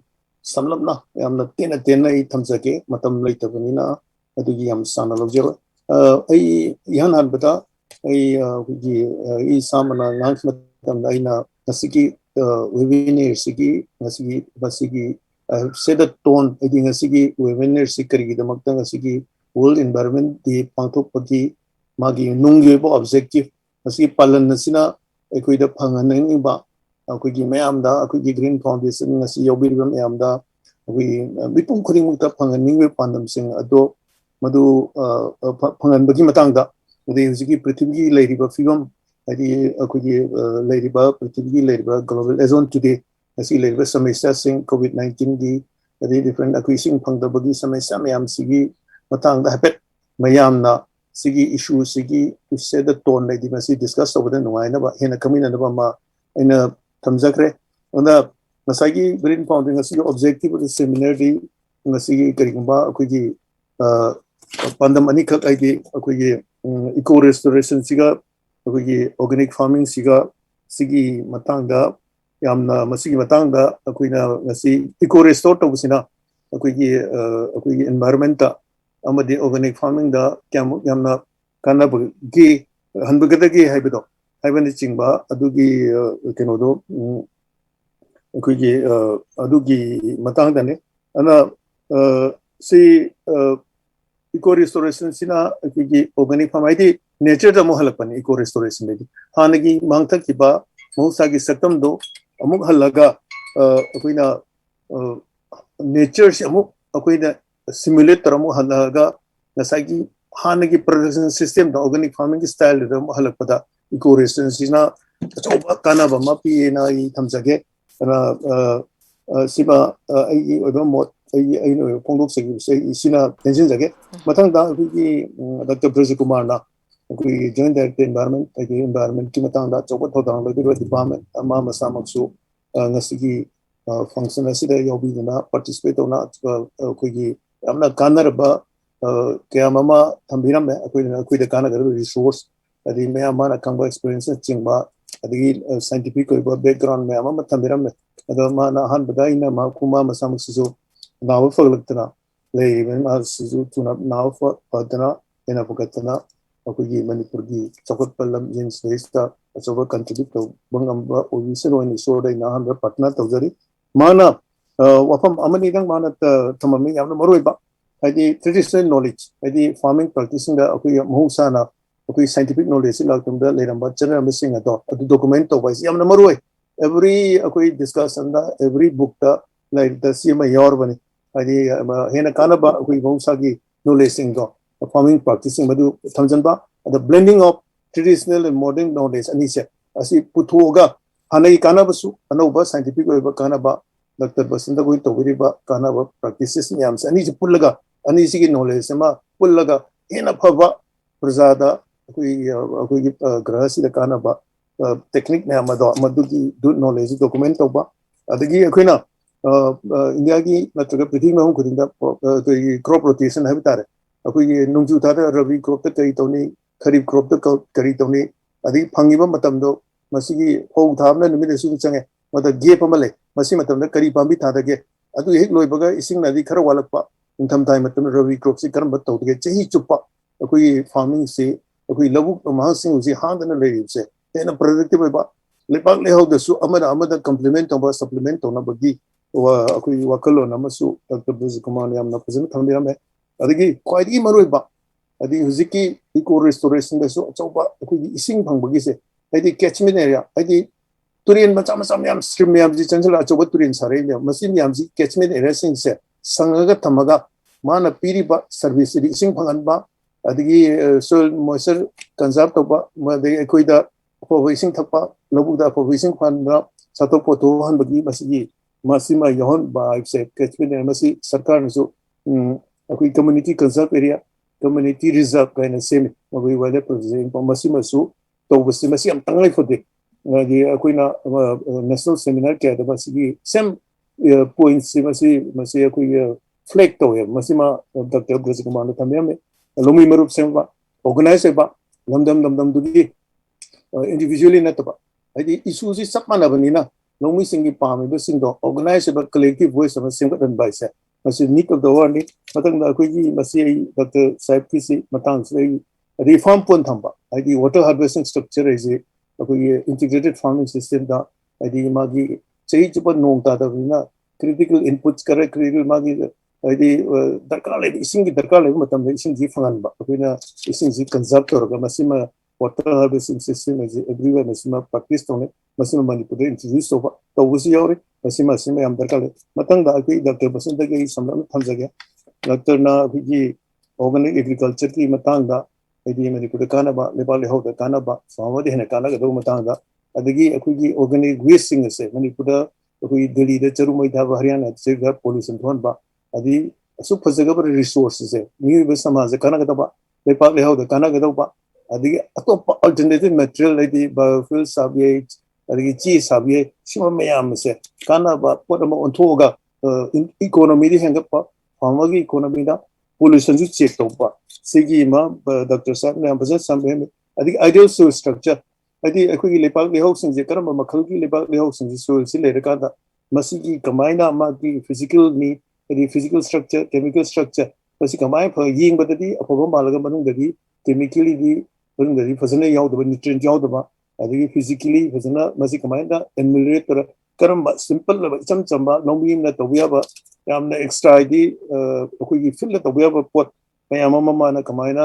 lebak le house fertility condition kamai to na mo se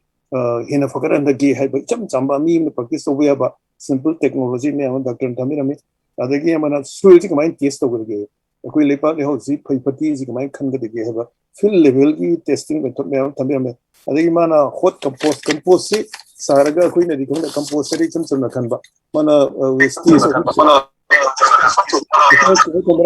ana biofertilizer ki organic fertilizer ki matang da yam fazara Thamirame Dr. na plus akoi gi ngasi yor ba akoi gi participant me am su ba targa immediately akoi gi sigi forum si de interact to bagi kudong sa me am Thamirame akoi na khangda ba ezola gi kana ba masina chingbam me am si Thamirame asi harga aina si ngasai si matam ji leita banina matam leita banina aina ngasi conclusion se sigi aina si mangna sidagi henba me am lady but because of one of time radio ki program le banina na akoi masi matang stay listen again thank you all participants thank you akoi lawyer sir you know Dr. Saab Dr. Basanta Dr. Buzkumar amadi lawyer me am pono ko encourage thank you thagachari ngasi thank you sir thagachari ngasi World Environment Day 2021 ga mari laidana Green Foundation amadi Radio Lokta ka punna khusamnaraga sinjaba virtual program on virtual training cum panel discussion on a strategic action plan for ecosystem restoration at a farmer level harbiram sigi matangda khoigi khananenabagi thoramasida khoigi online guest oina lengsin bikiba singh U Hemat CEO Green Foundation Moirangthem Loya TH Mohendra Pratap Singh retired Chief Conservator of Forest Manipur Dr. Taurangbam Brajakumar Joint Director Directorate of Environment and Climate Change Lonana Dr. T. Basanta, Soil Scientist, ICR, Imphal Ngasigi, Kai Komna Jarba guest Singbusu, Amukana Tagat Popongdo Chari, Lonana Ngasigi, live virtual program, Asida Saruk Ya, Biriba participant, Kudingma Pusu Green Foundation, Lonana Radio Loktaki Maike Degi, Tagat Popongdo Chari. Lonena koigi thoramsi koi pandemic sina maram oiraga physically thoramsi pangthokpa ngamdraga su smaina koigi virtual program oina sinbi bagidamakta su Green Foundation bu amukana radio ta ke maike degi thagat pa phongdok chari aduga koigi ngasigi thoramsi gi audio oina koi numidang pung 7 ga minute 10 ga manga taba matamda radio loktak 90.4 megahertz da koi thoramsing se amuk hana audio oina mayamda tahan jagani habasimasu ngasigi saruk ya biri mayam gi mafamda amukana khangan jari lonena mayambu amukana kuramjari